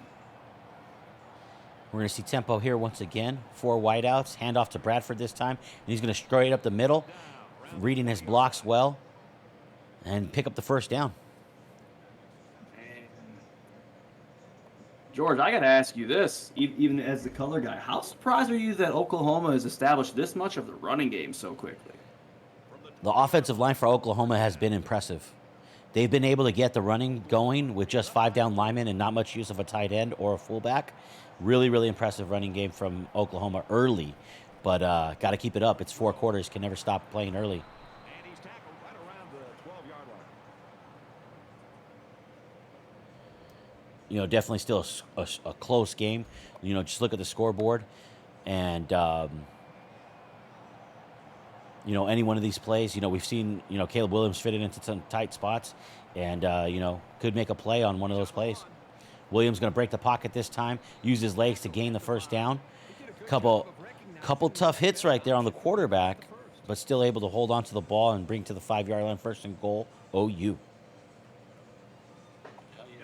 can get your athlete in space, man. He didn't see his first read open. I think the running back shot out right almost on the snap. Almost an illegal motion right there, but yeah. Williams scrambles and it's first and goal. This time we are going to take, what kind of sweep is that? That's not really a jet sweep, right? Not really. It was more of like a fly sweep, which is a little bit different, but, relatively, you're still trying to get out of the wing. You're trying to get to the perimeter. We're going to see Caleb Williams drop back to pass, and there's that interception. Big turnover right there. We see the quarterback is upset. We see the coach is upset. But on the other side of things, the blue side of things, the snuck chain, and the snuck chain is making its first appearance, folks. That's it. We heard about it in the storylines. You've heard about it here. The whole culture here in Michigan has been, looking at each other, looking at inwards and thinking, what can we do? What can we do? After that A&M game, they really looked at themselves hard in the mirror, and they came up with the snuck chain. And the snuck chain making an appearance after that great red zone interception right there. That's possibly closing the door on 7 points there, at least taking away 3 as they were in field goal range already. And that's a big play and a big confidence booster for Michigan. Indeed. And Oklahoma, we talked about it. They were running the ball so well all the way down into the red zone, and they got a little bit impatient. And Michigan gets to respond. And 2nd and 8. We're going to see 4 wideouts here. McCarthy dropping back to pass, drop back about 10 yards, finding Edwards there. Edwards making 2-man miss. Unbelievable. I love this man, the way he runs and the way he takes on contact right there. Fought for extra yardage there. Without fighting for extra yardage, Coach, he doesn't get past the yard a game, but now it's a first down. Michigan is rolling. I hear the drums beating. we might have to talk to Coach Pham because something in that running back room is just making these guys just either slippery to tackle. Oh, Coach, I can't say that on television. McCarthy drops back to pass. This time finds halfback Edwards on a screen. He makes one man miss, but the second man had the correct angle and ill intent, and he puts him on the ground after only just a gain of 1. Great pursuit by the Oklahoma defense, Yep. Great adjustments, limited to only 1 yard. So now this game's kind of set. These teams have kind of settled in a little bit. They kind of felt each other's punches. Let's see how this rest of this first half goes. Henning in the slot. 3 wideouts, 2 backs. McCarthy dropping back. Fires over the middle of Henning. Looks like Henning was over on a cross or slant route and had the time. Michigan pass protection was there that time, giving McCarthy enough time to pass and find his target. Yep. Quick. Like you said, you can almost hear the whistle coming off that football. It's like McCarthy's throwing one of those old Nerf footballs that we had with the tail behind it. Yes, Coach. I heard it. I heard the ball whistling and whipping right through the wind. Absolutely. We got a tight end left and fullback. Fullback goes right. A little bit of a counter look here. Trying to find softness on that left side. Oklahoma Sooners able to plug the gap and still a 4-yard gain by Edwards. Kind of a good play on both sides ends, right? You ran the counter pretty effectively. You got some movement, but a great job of Oklahoma getting off their blocks and limiting it to only a 4-yard gain. But still, if you're the offense, you'll take 4 yards every day. Yeah, just about 3.5 to play here. Tight end still in the game. Fullback still in the game. And that's going to be a pass to Henning. Henning called his name several times today. Looked like a little bit of a curl route. His defender gave him a little bit of space, and he's able to catch the pass there and run out of bounds, being tackled right there out of bounds, 31-yard line. We got to see these receivers' hands after this game, and some of these Michigan receivers might be having some broken fingers or something. Man, McCarthy's just spitting this ball out like I haven't seen him throw it like this before. There's a handoff to Edwards this time. Webb getting his block, but OU having a couple of extra defenders there, set the edge and fill the gaps. What do you like? You think they did a good job with those run fits there? Hey, pretty much the number one thing you try to work on in practice every week as a defense is your run fits. And it seems like, for the most part, Oklahoma has kind of stepped up here in their front seven. And nice job it's starting to pay some dividends. Nice job on that play, but this is a good overall possession by Michigan. Remember that this possession started with a turnover forced by Michigan against OU in their own end zone.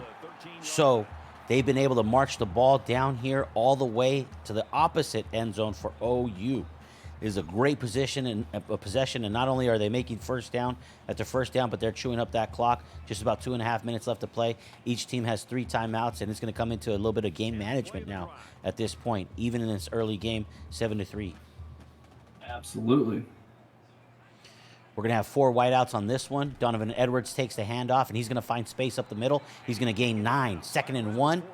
And Michigan is running the ball here with 5 linemen, just like OU was doing on their opening possession.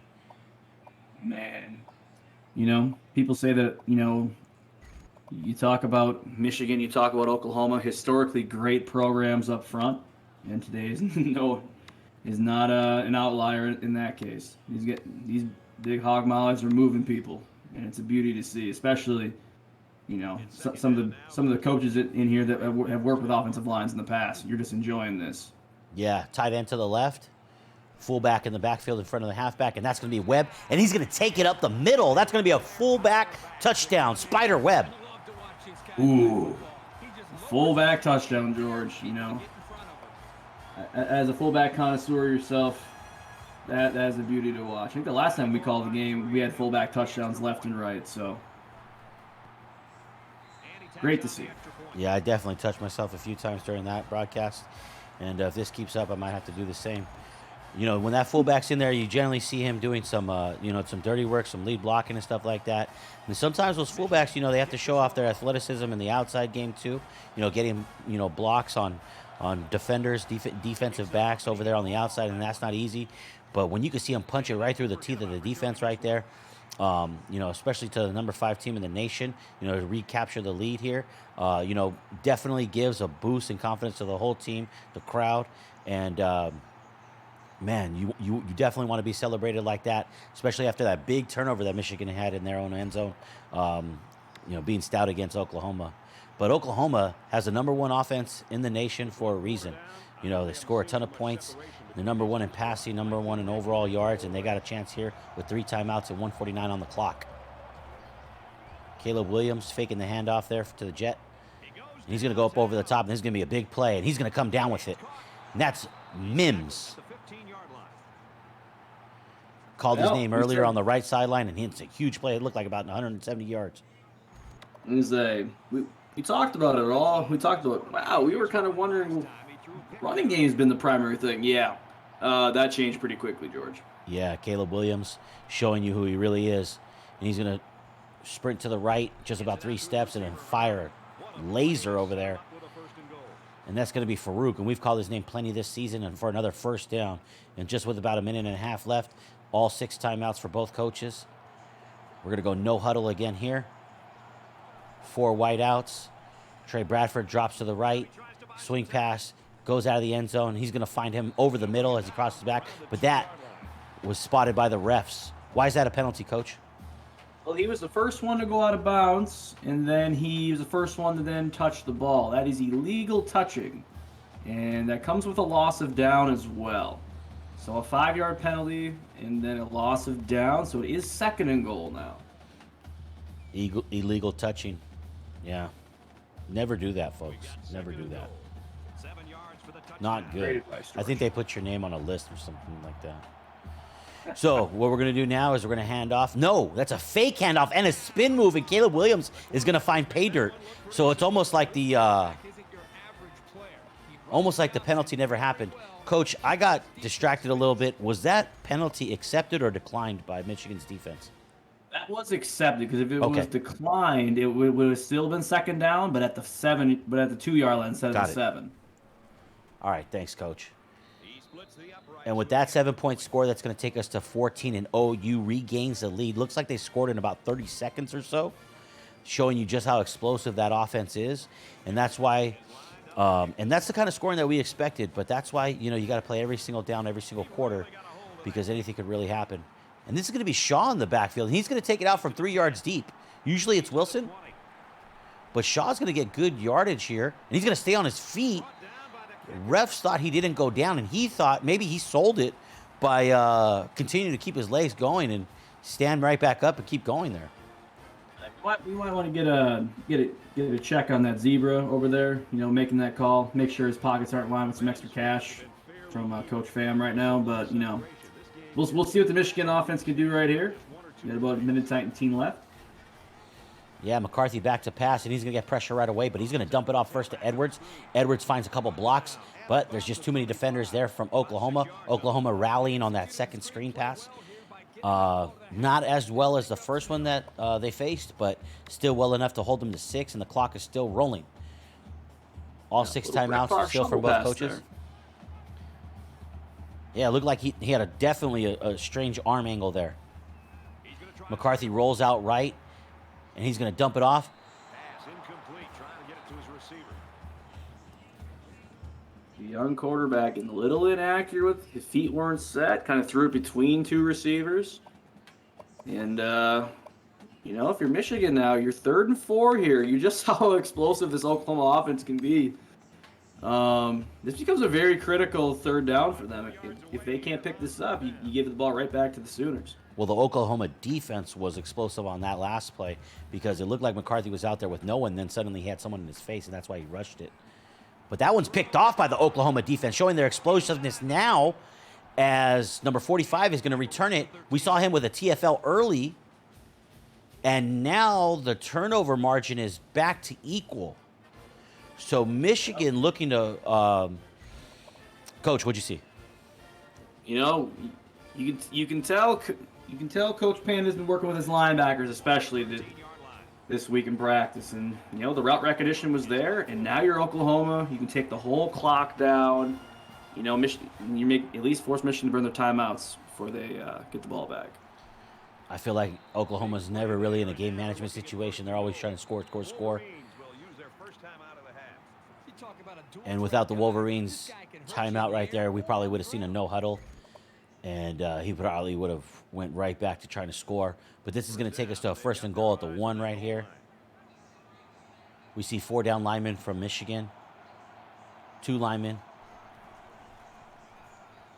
Oh, and that's going to be a bit of a stretch play out there to Bradford. Is not really going to find anything out there, get tackled, and the clock keeps on ticking.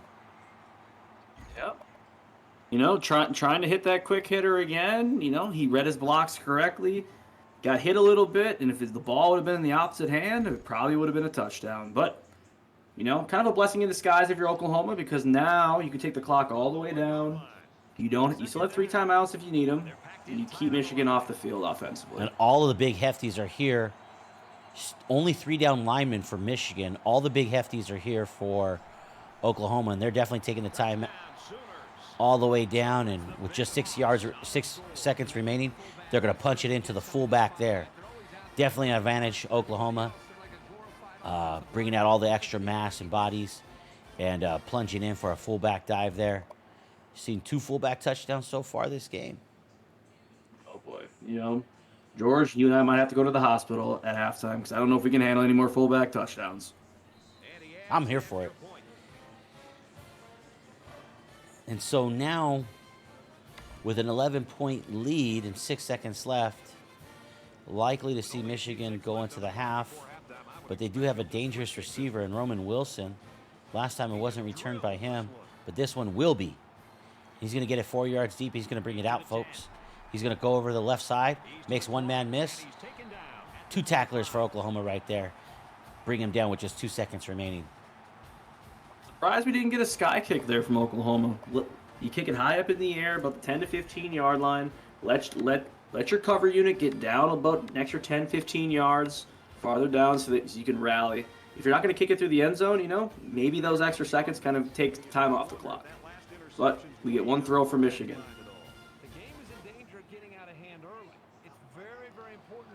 Michigan coming out with 3 wides to the right. Edwards in the backfield. 1 wide out to the left. McCarthy with tons of time. And he's going to air it out deep to Pierce. Paul Pierce not able to bring that one down. Several Oklahoma defenders there.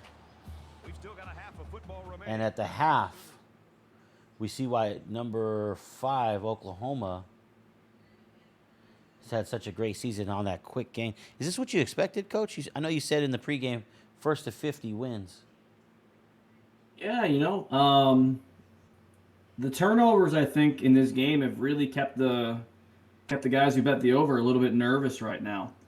But you see how just like you see, both running games kind of came to play in their first couple drives, but now you're starting to see these teams really stick to their true identity. And Oklahoma slinging the ball, and Michigan trying to match that a little bit, but the young quarterback kind of having some mistakes. But let's see if this Michigan defense can respond here and slow them down. With Oklahoma getting the ball starting the half. Yeah, thanks for that, Coach. Oklahoma's going to bring it out of the backfield. Once again, right there in the corner, and the coverage unit is there to bring him down before the 25. Excellent coverage once again there. Could actually be the 23. Michigan special teams, you got to give them credit, right? They're not letting special teams beat them, at least in this instance. It's great to see the coverage unit haul ass and get down there and wrap up correctly.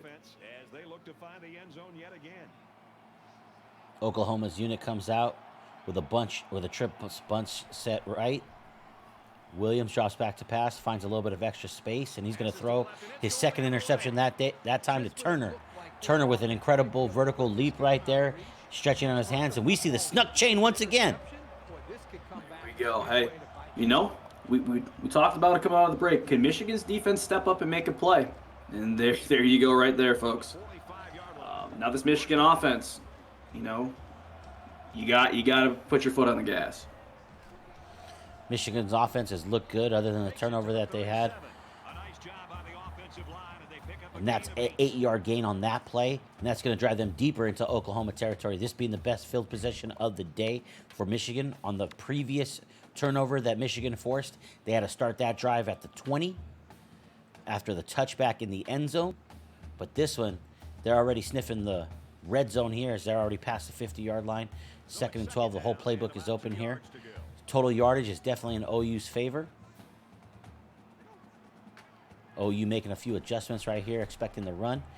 Edwards not able to get the edge, just not really having the same speed as Corum. Looked like the defense was ready for that one, Coach.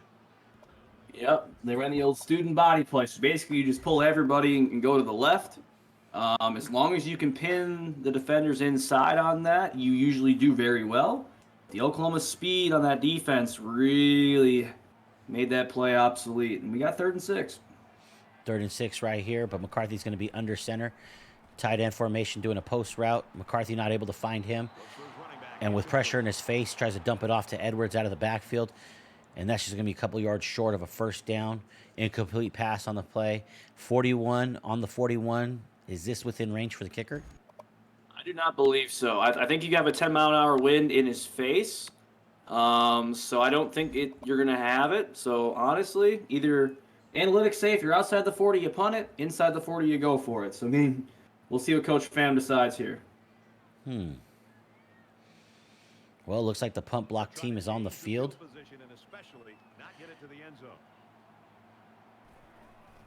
We're going to see number 91 kick it from about the midfield logo. And that's not going to be caught. That's going to just dribble into the end zone, and it's going to bring it out to the 25-yard line. Actually, the 20. Only netting 21 yards on that play. So at least you push Oklahoma back a little bit. But, great job by the Oklahoma defense to kind of, weather the storm that their offense gave the ball away quick. But now you get that explosive offense back on the field. What kind of message does it send to your defense, though, to put them right back out there after they forced a turnover? Caleb Williams, one of the most electric and dangerous men on the field, makes an unnecessary spin move back to the middle and actually gets tackled by the defender there. First down, big run there. Takes it down to the 32. Yeah, and to answer your question before, it's kind of demoralizing as a defense when you get the ball back for your offense, and 3 and out happens, and you're like, all right, well, in one breath you can do it again, but at the same time it's like you'd like your offense to capitalize. But Caleb Williams being Caleb Williams right there. You're right, Coach. But taking an unnecessary hit right there, and that could lead to fumbles or injuries. Caleb Williams drops back to pass right now. Almost definitely abandoned the run game, and that's Trey Bradford. And I think he leads Oklahoma in the number of drops. I think he's almost near double-digit drops this season. Going no huddle after a drop. Coach Panda is pissed. Yeah, you got a tight end to the right, slot receiver to the left. Trey Bradford in the backfield back by himself with Williams. Williams rolling right. Going to throw it right over the middle and another drop. This time to Bradford once again on the streak route right up the middle. But that's why he plays running back. That's why he's not a wide receiver. Yeah. If I was Coach Panda, I'd bring the young man over and be like, son, you need to do better to help our football team. We can't just have you just carrying the ball the whole time. We want to try to give you more opportunities. But if you're not going to do that, we can't help you. Another interception, this time to Morant. And Michigan is able to return this one and get it right back to near the red zone. And Oklahoma, with their 3rd turnover of the day, is giving Michigan a open door and giving them the opportunity for the Wolverines to get back into this one. This Michigan defense, man, I don't think we even saw the snuck chain come out. Oh, man, Coach. Oh. There we go. Okay. McCarthy in the backfield with Edwards this time. Read option play. McCarthy shrugging one defender off, but the second defender lights him up. He got lit up. We might hear McCarthy say, I got a pet bird. His name's Ronnie. Well, you tell Ronnie you just got knocked the F out. So, yeah, you kind of want your own quarterback to protect himself a little bit, trying to make too much out of the play, but he didn't die. He's out on there, and first and goal for the Wolverines. And there's going to be a handoff to Edwards this time. Edwards keeps it, and couldn't really read the block right there. The guard couldn't really get push on that defender. That OU anchor in the interior of the defensive line really stopped that play. Otherwise, he would have had some space to run into. That's going to lead to second 11 at the 13. So Michigan inside the red zone could get the first down, but definitely looking to score. We're going to see 3 wideouts, 2 halfbacks. McCarthy throwing over the middle to Anthony. He makes a great catch. Great play on the touchdown right there. Hit him in stride on the post route. And maybe a little bit too early, George, to go for 2 to make it a 3-point game. I think it's just a wee bit early, but at least something you got to consider. And he hits the PAT. And that's going to take us to 21-17. And that is the answer back that Michigan was looking for on their previous possession, but got the work done on this one. And if you're OU, you've had back-to-back turnovers in the air from Caleb Williams, the man on the Heisman watch. But this one's going to be returned from from about 3 yards deep into the end zone. Going to get it to the 27. Best return of the day for OU, but still excellent coverage here by Michigan's special teams unit. Yep, absolutely. Now, if you're Oklahoma, your running game works so well in the first quarter, but you've kind of gone away to it, and unorthodox decisions by your Heisman Trophy candidate. Oh, and we see a Trey Bradford handoff this time. But that play that was working so well with the 4 wideouts and the 5 linemen, great tackle there by the defense. This time Williams under center. Tight end to the right there. Everybody at the big house is just jumping, going crazy, looking for another turnover. And that almost was a turnover. How close was that to a turnover? George, even though that was close to a turnover in triple coverage, the receiver almost actually caught that ball somehow as well. That's true. Which you love a confidence in a talented quarterback. But at the same time, son, there's probably somebody else open with 3 guys on 1. And this time, Williams is looking for him as he's buying time with his legs, rolling right, throws it deep. Selden sells on that play. That's why he's called Selden. And he won't catch the ball, but nonetheless brings up 4th and 9 and decision time for OU's coordinator and coaching staff. I don't think there's much of a decision here, George. I think you got to punt the ball away and, try to regroup, try to bring Williams and the boys over to the sideline and try to have a new game plan here for the rest of the game. And this is the dangerous Wilson. And Wilson's going to make a spin move after going to the right. Cuts up field. Able to make one man miss. Almost tackled by his own defender. And let's go Wilson. Wilson, the 5, the 10. Touchdown. Michigan. Holy moly. Chad, if we need multiple clips on a play, that play is it. First off, the spin move. I don't know how he didn't break his own ankles on that spin move. But, players make plays in big-time games, and Roman Wilson, holy smokes, Chad. I'm almost speechless after that one. Definitely showing why the star is underneath his feet. Electric player. Plays wide out. Plays return man. And plays that OU special teams right there. Great play.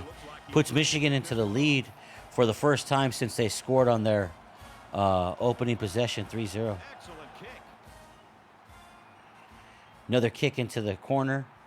Someone's definitely been practicing that. Coverage unit tries to slip the man and tackle him a little bit sooner than normal and creates a lane right there.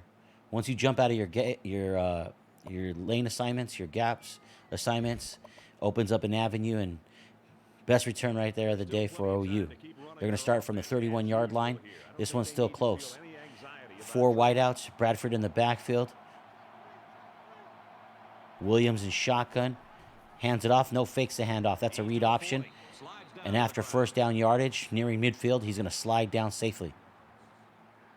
Yep, Michigan's making some adjustments, taking more of the dive here on the option, but Caleb Williams scurries over and protects himself this time. No huddle tempo here. 4 wideouts once again, halfback. Williams looking over there to the right side, changes something. 3 down linemen for Wolverines. Wolverines providing some pressure with those 3 down linemen. They're all chasing them. This Michigan defense is really feeling it. Able to apply pressure with just 3, Coach. I think there may have been a 4th rusher. Maybe the backside linebacker came in, but you know what? Effort. This Michigan defense is kind of taken over the second half. They've kind of brought the thump to Oklahoma rather than taking it from them, and 3 straight stops. Forcing Williams to scramble and throw it away. Yep. Tight end to the right here. Fakes a jet. Fakes to Bradford. And Selden sells once again, as that's right in the numbers that time. But he's got blanket coverage. That's blanket coverage twice. They've put him on an island over there on the right side all day, and he's definitely stepped up to the challenge in the second half. Absolutely, but you see Coach Pham about to rip his headset off. Coach, those things cost a little bit, but I guess the boosters up in Ann Arbor can pay for a couple more. So, missed opportunity again. Yeah, you got to catch those. Got to get your defense off the field. Put your offense right back out there, right? Absolutely. Trips to the right. Bradford with the fake handoff. Williams dropping back, and he's not going to have time to pass. Coach, that time they only rushed 3, and then he got right through the middle. How does a defensive tackle, when you're only rushing 3, get through the AB gap? Because the defensive tackle's a grown-ass man, George, that can move bodies. And you saw that right there. I think he split the double team, shoved one guy out of the way, threw the other guy out like he's a sack of potatoes. Yeah. And, the quarterback had no chance there. And this is the 4th consecutive stop by Michigan's defense. This is not what we expected. And Roman Wilson, who had a touchdown on his last touch, makes another first man miss, but a couple more guys there on coverage didn't really get the speed going that time. Better coverage that time from OU is going to make Michigan work for it the long way here, as they're going to get their possession started here at the 24-yard line with 2.5 left to play. 4 wideouts, tight set, tight close, and then we're going to get a handoff here on the left side to Edwards, but too many men are in the backfield there, and number 21 brings him down after a yard loss. When you go a condensed set like that, your receivers gotta pin the edge right there. They gotta try to pick up those safeties that are gonna roll down. Just get a piece of them, pin them to the inside. It's a little bit of poor execution there by the Michigan receivers in their blocking schemes. Yeah, maybe OU stepping up right there with the special teams play and the defensive play. But McCarthy back to pass, find somebody with a deep post route, but Anthony sells. Anthony had a great touchdown catch earlier. Looked like a one-handed leaping grab, or maybe it was 2 hands. I couldn't really tell. He had super sticky hands on the last one. Got a little bit of contact on that one. Maybe that's why he dropped it. Yeah, the free safety coming down. Pretty good form wrap up right there, and a good hand fight for the ball. And Michigan's now in 3rd and 11. Is that a potential first down? 4 wideouts, Henning there on the left slot, Paul Pierce on the right slot, Edwards in the backfield. McCarthy drops back to pass, and earlier it was Michigan getting pressure with 3 up the A gap with the defensive tackle, and this time OU does it to match the same thing, leading to 4th and 18, and inside your own red zone. There's no decision here, Coach. You punt it? Absolutely. And George, mind you, that one nose tackle, the defensive ends were on a contained rush. That guy just bull rushed the center, and that's a grown-ass man play again by these D tackles. And this is a good return right here. This one's set up to go. Spin back, move to the inside. That was filthy. Great tackle there by number 7. He saved a touchdown. Who's ever running these punt teams for these teams, man, the special teams coordinator, I would not want to be going into the head coach's office Monday morning. It's starting to get a little... Coach, I can't say that again on TV. I think both ADs have ordered more clipboards for the staff. Trips to the right. Caleb Williams breaks out of the pocket, but he's going to fumble, and Jenkins recovers it, and he recovered it in a dead sprint. He looked like he was part of the sprinting team. And there's the snuck chain once again. Oh, I mean, Nut chain really working its magic today, folks. Caleb Williams being the athletic playmaker, got a little bit, didn't really get a chance to go fully outside, had to run it between the tackles a little bit right there, and great job by the Michigan defense poking the ball out, and 4 turnovers forced leaves Michigan in a pretty good spot right here. Handoff to Edwards this time out of a 4 wide receiver set, and Edwards is a difficult man to bring down. Ran into his own men, slowed him up so much, would have had more. Showing great heart and effort on that one, and that's going to bring it to just about midfield with about a minute left. What'd you see on that play, Coach? Running back, this is why sometimes you allow running backs to have a little bit of freedom. You had him on the dive right there, and he saw a cloudy view for him to get in, and he just kept bouncing it, and then kept letting his blockers get in front of him, and picked up another first down. Great play by the back to kind of be creative right there. Handing in motion from right to left that time, goes back to the slot, and it's a handoff anyways, that time to Edwards, and he's going to gain 4 more. Staying ahead of schedule on this one. And in the closing minutes of the third quarter, Coach, we've seen quite a game here. Got probably 1 or 2 more plays left here. Michigan looks pretty content with slowing down the pace a little bit at this time. Yep, especially I think this will be the last play of the third quarter. If you're Michigan, your defense has been playing outstanding, so just take your time. Screen play gets sniffed out that time. Number 35 with the great tackle right there on Edwards. If he was past 35, he's got nothing but green pastures and blocking lined up for him. But 35 made an excellent play there. How difficult of a play is that in open space? That is one of, that's probably the hardest thing to teach DBs and linebackers is tackling in space while running basically full speed. It is one of the hardest things to do. As we enter the fourth quarter here, get your 4s up in the chat. But yeah, that, especially IRL and on here, in practices, that's one of the things you love to see as a coach is when kids finally figure that out, and then they can just play full speed without having to really have to think about how they can go ahead and try to tackle somebody. If that makes sense. Yeah, Coach. Thanks for that revamp in chat with that 4 up and that big raid earlier, kicking off the day in the right way. This is anyone's ball game, folks, and don't go anywhere. 3 seconds left. McCarthy snaps it, finds Edwards on the flat route, and he's going to get a first down after that. The refs gave him a favorable spot here at home. I think he stretched out the ball just enough to get it, but I don't think we'll see a challenge by Coach Panda. So I think, business as usual for the Wolverine offense right now. Yeah, and it just seems like Oklahoma's defense has been out there for such a long time, and Michigan's offense is starting to be in more and more control. As we see a read option right there, and McCarthy doesn't quite get 10 yards out of it, but it looked like ankle tackle right there saved what would have been an even bigger play. He might have would have went the distance, maybe would have gotten tired, but big play there, and OU definitely caught off guard there, looking one way, and then quarterback kept it and ran around the right side. And whole playbook is open here. 2 guys off the edge trying to tackle one guy. Georgia usually doesn't work out very well. As we see Webb check back into the backfield as fullback. Great lead block there. But there's 2 guys that step up in the hole there. Second guy made the tackle. Great linebacker play there. Able to fill that. Absolutely. Once again, stretches the ball out just far enough to pick up another first down. And, it's kind of, for being how close to stopping the Michigan offense the last couple of times, Coach Panda's got to be a little bit frustrated right now that they're getting maybe some favorable spots for these calls. Yeah, Michigan closing the gap with the total yardage. But that north-south runner of Edwards right there, great way to follow his blocks, and he does it once again here. Just tough to bring him down. And the clock keeps rolling. Definitely plenty of game to play still here on both sides.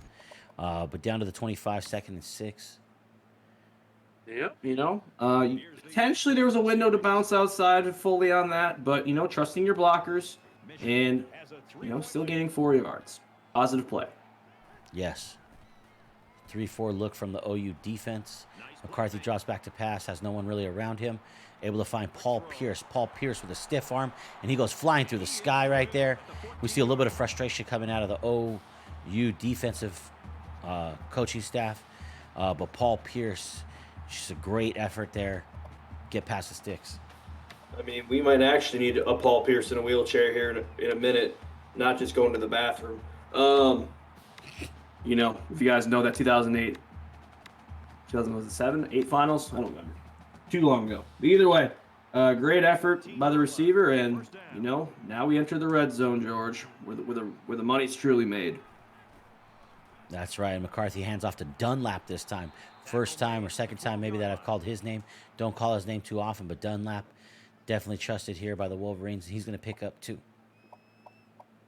You know, a little bit, maybe Coach Pham, you know, he called and got the play in and turned around, and Edwards is sitting next to him getting a Gatorade drink. He's like, son, what the hell are you doing? Coach, I'm tired. Well, whatever, running the ball anyways.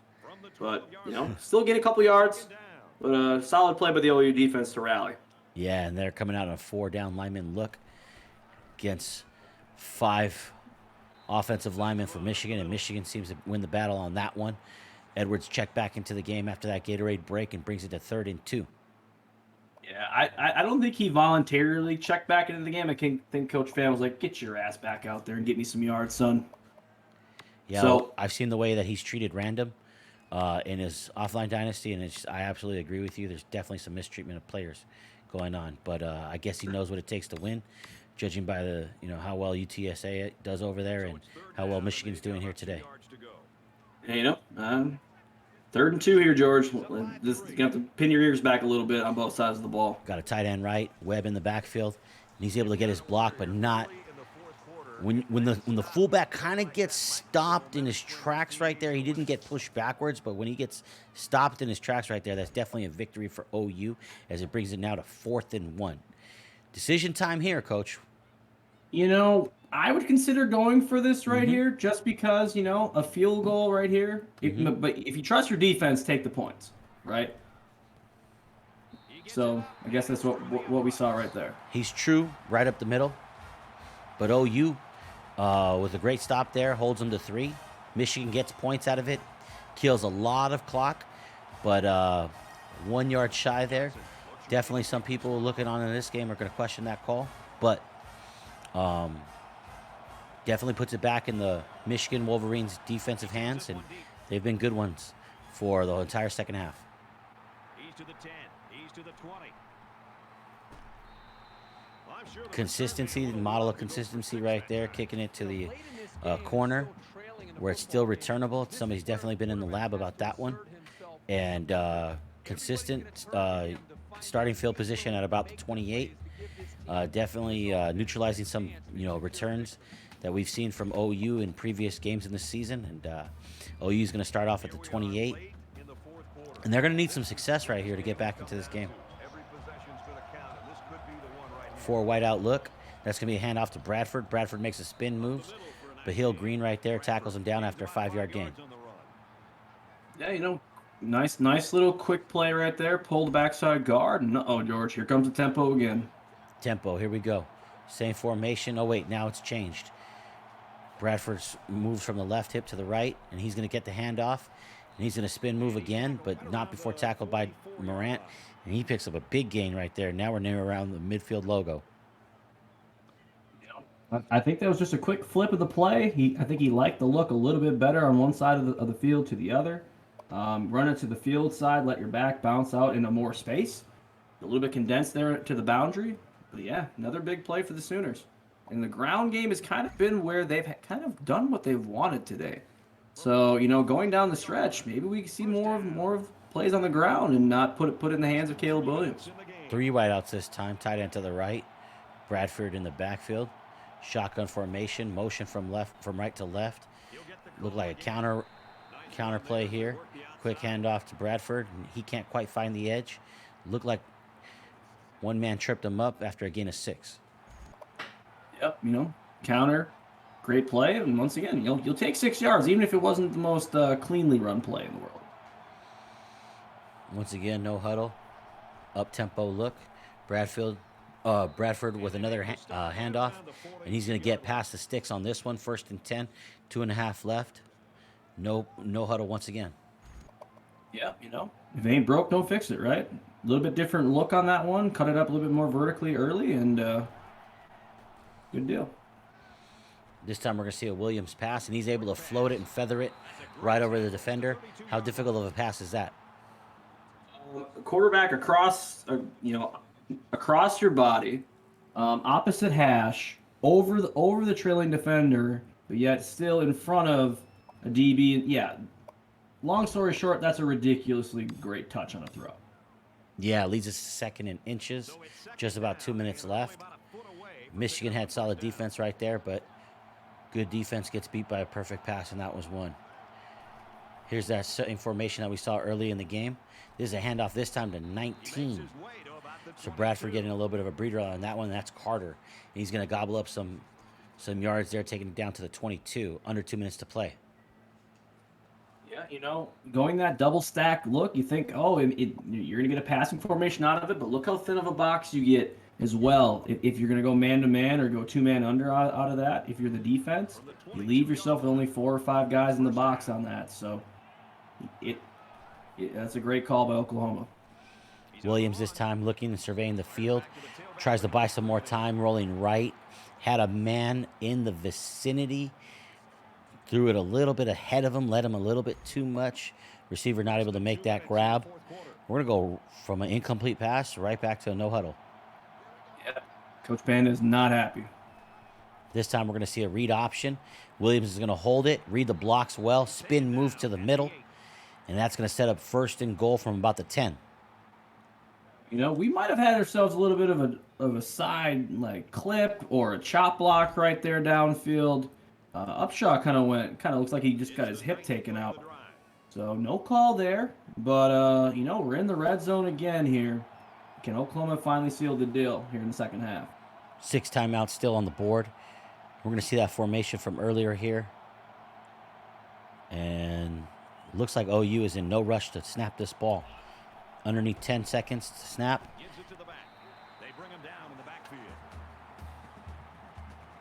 Try to get the outside edge right there, but Michigan able to plug the gap and bring him down for no yards.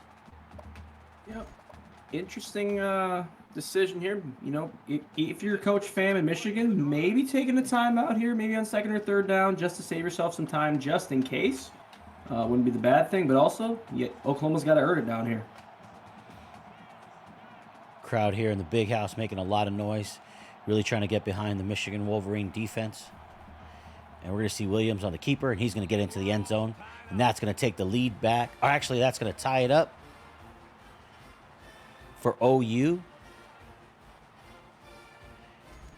And coach is putting one finger up in the air, and it looks like we're going to get a point after attempt here. Try to bust this lead. Try to bust this tie. And that's exactly what they do, as it's true right down the center. And OU leads by 1. Absolutely. And once again, the ground game comes up great for Oklahoma. Now if you're Oklahoma, if you're Michigan, right, this, both teams have 3 timeouts. This game is far from over, George. Shaw's going to take that one. That one didn't quite reach the end zone. He's going to go straight north and south. First guy down there seems to get him. And we're going to start here at the 22-yard line. But just 35 seconds left here for Michigan to try to get into range. Yeah, and I believe, I don't remember if the wind is with them or against them right now.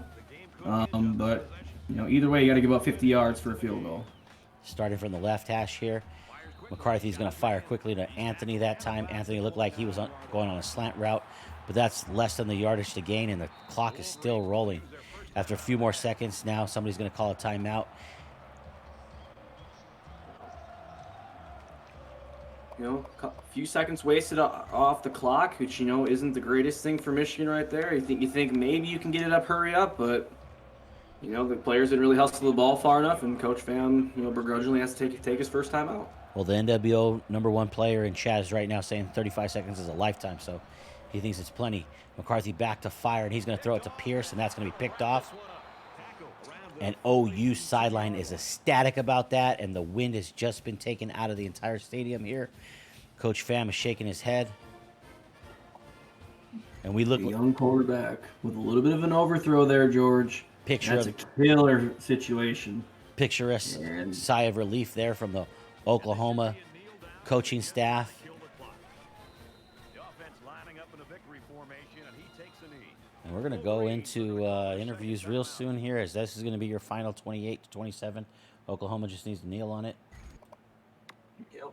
And Coach Pham, you can't take your time into the locker room, so don't blame him for using them. But at the end of the day, the fat lady's already on her first verse here. So The quarterback's going to take a knee to drain this clock and any hopes the opposition may have had.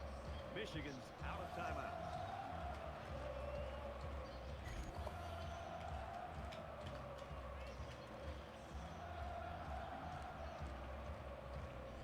Oh, all right, we'll go back to the gameplay.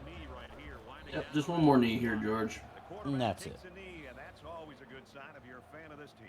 Hard fought win for Oklahoma. Tough place to come and win. Did something Wisconsin could not do. So, hats off to the Sooners. This was a hell of a ball game, though. Michigan's defense should be very proud. And The there's Sooners defense came up with a key play to seal the deal. And we will be joined by the Sooners head coach, Coach Panda. Yes, sir. What's up, boys? Congratulations, Coach Panda. You fought there in the second half to get that touchdown. Definitely a tale of two halves here. How'd you get this victory? Played a great first half and a shit second half. Our offense was, rolling on the first half. Ground game was working. Got to the second half. Tried to come out firing, threw a pick on the first play, and it just did not get any better until that last drive. What'd you see from Williams today? Williams did, he did well on the ground. He struggled in the air, something, not used to seeing. Could not get the completions I wanted. The defensive backs for Michigan played extremely well. They played real tight. Williams, he had 2 or 3 that should have been caught.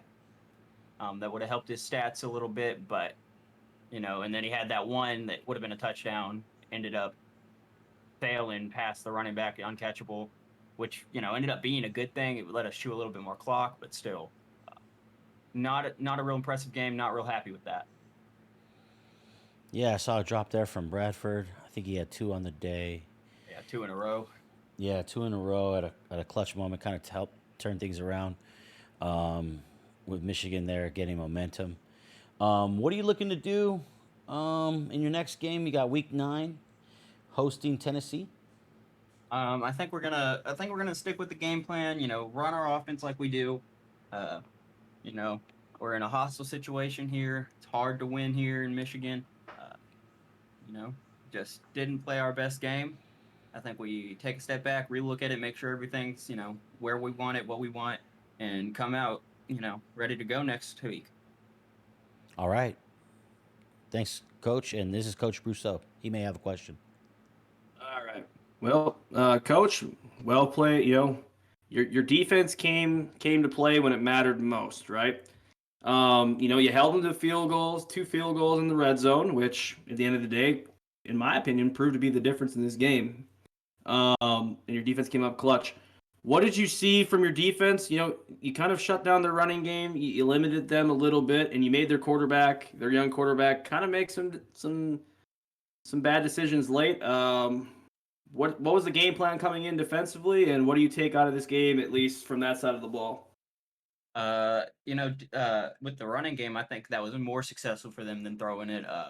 Especially early on, no matter what I moved my line, how I made adjustments, he was getting yards every run. We couldn't bring down his running back. I knew he was coming in with a backup who's more of a power back, a little bit harder to bring down, and he definitely was.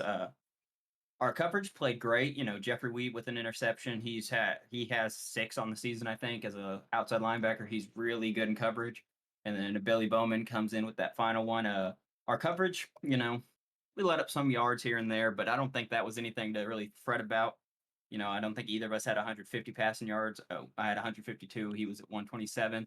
Um, our run defense, you know, they stepped up when we needed them to in the last quarter, especially on that last drive he had before, not the last one, but the one before that where he got that field goal.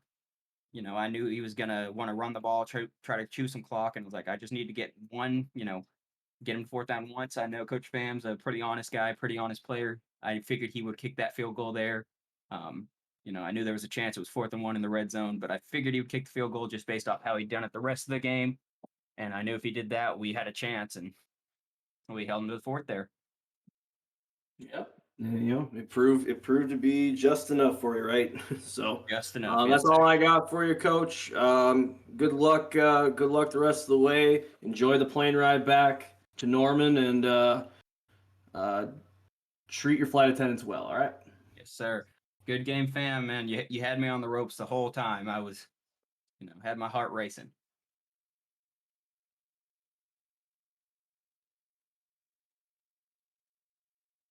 Thanks, Coach Panda. And I think we're going to be joined now by the Michigan head coach, almost pulling out the upset right here. Coach Fam, you there? Yep, yep. All right, Coach Fam. My first question is about that 4th down play, 4th and 1, deep into OU's territory there at the end of the game or near the end of the game. Your final possession there. Looked like you had a 4th and 1, which might have been convertible there. You starting to get the ground game going. Coach from the other side has already said that your ground game was a little bit of a problem.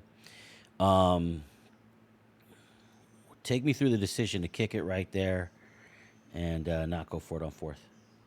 Yeah, I was just thinking about what could happen in the next possession, and based on how the defense was playing in the second half, I had to show a little bit of trust in my defense that they can take care of business. Unfortunately, you know, Oklahoma marched downfield and scored a game-winning touchdown there. But yeah, that was just the mindset that we just had to let it ride with the defense, be trusting our defense, and, you know, had to show confidence in our guys on the defensive side. Defense definitely had a great day today. I understand why you show confidence in them. You know, second half effort. You know, one hell of a day. You held them at 2 out of 8 conversions on 3rd down. Only 25. Or actually 0 for 4. Sorry, 0 for 4, and you know, a bunch of turnovers. What's the one thing that you might do differently as you approach your next game here? Looks like your next game is against Texas, the Texas Longhorns here. Yep. What's the one thing that you might change or do differently against that squad? Yeah, just to keep the foot on the gas pedal. I think on that last drive, definitely maybe we should have, you know, try to punch it in or do something. I at least try to run the play since we had that 3-point lead, since the defense is playing so well. Passing game, I think we gotta be a little more quicker with our reads and reactions. I think that last pick, I was a little late on that throw. That's where that safety creeped up and made that pick. But other than that, yeah, just go back in the lab, you know, try to diagnose coverages and just try to get the reps in and just learn from the mistakes from this week and take it on to next game in Texas. Coach, thanks for answering my questions. And just one comment here from chat by one of the other coaches in NWO. Nastiest punt return. And my last comment is just great job on special teams. And I'll hand you off to Coach Brusso. Yeah. So, you know, granted, Coach, you didn't come out here with the win today, but in my mind, you had the play of the year with Roman Wilson. How special is that kid to you, and what does he mean to the Wolverine program? Oh yeah, very special player to the team. Means a lot to the program. I think without him, on top of Corman, if those two weren't playing, we'd probably get smashed by a lot in this league. So yeah, grateful to have them in the program, and looking forward to having them progress and continue to get better as the season gets near its end. Yep, and quick update. Do you have any updates for us on Corm going forward? Rumors are he may be back next week. Yeah, I checked the injury report. It said I think 1 or 2 weeks. So I'll definitely have to check after this week advances, and we'll see. Maybe next week or the week after. But yeah, he's definitely he was out for 4 weeks after that game against Clink. So I think he's doing his rehab, and he should be back next week, if not the week after, for sure. It's that we want Corn back on the field. We want this Wolverine squad at full strength going forward. We don't want to see any injuries happen. So, best luck to you going forward, Coach, and keep your head high. Yep. Yeah. Thanks, guys. Yep. Thank you. Well, Michigan nearly pulled off the upset there against number 5 hot OU team, and both coaches definitely figuring things out here, and putting a lot of film down there on display for us. And your last takeaways here, Coach, before we send out a raid?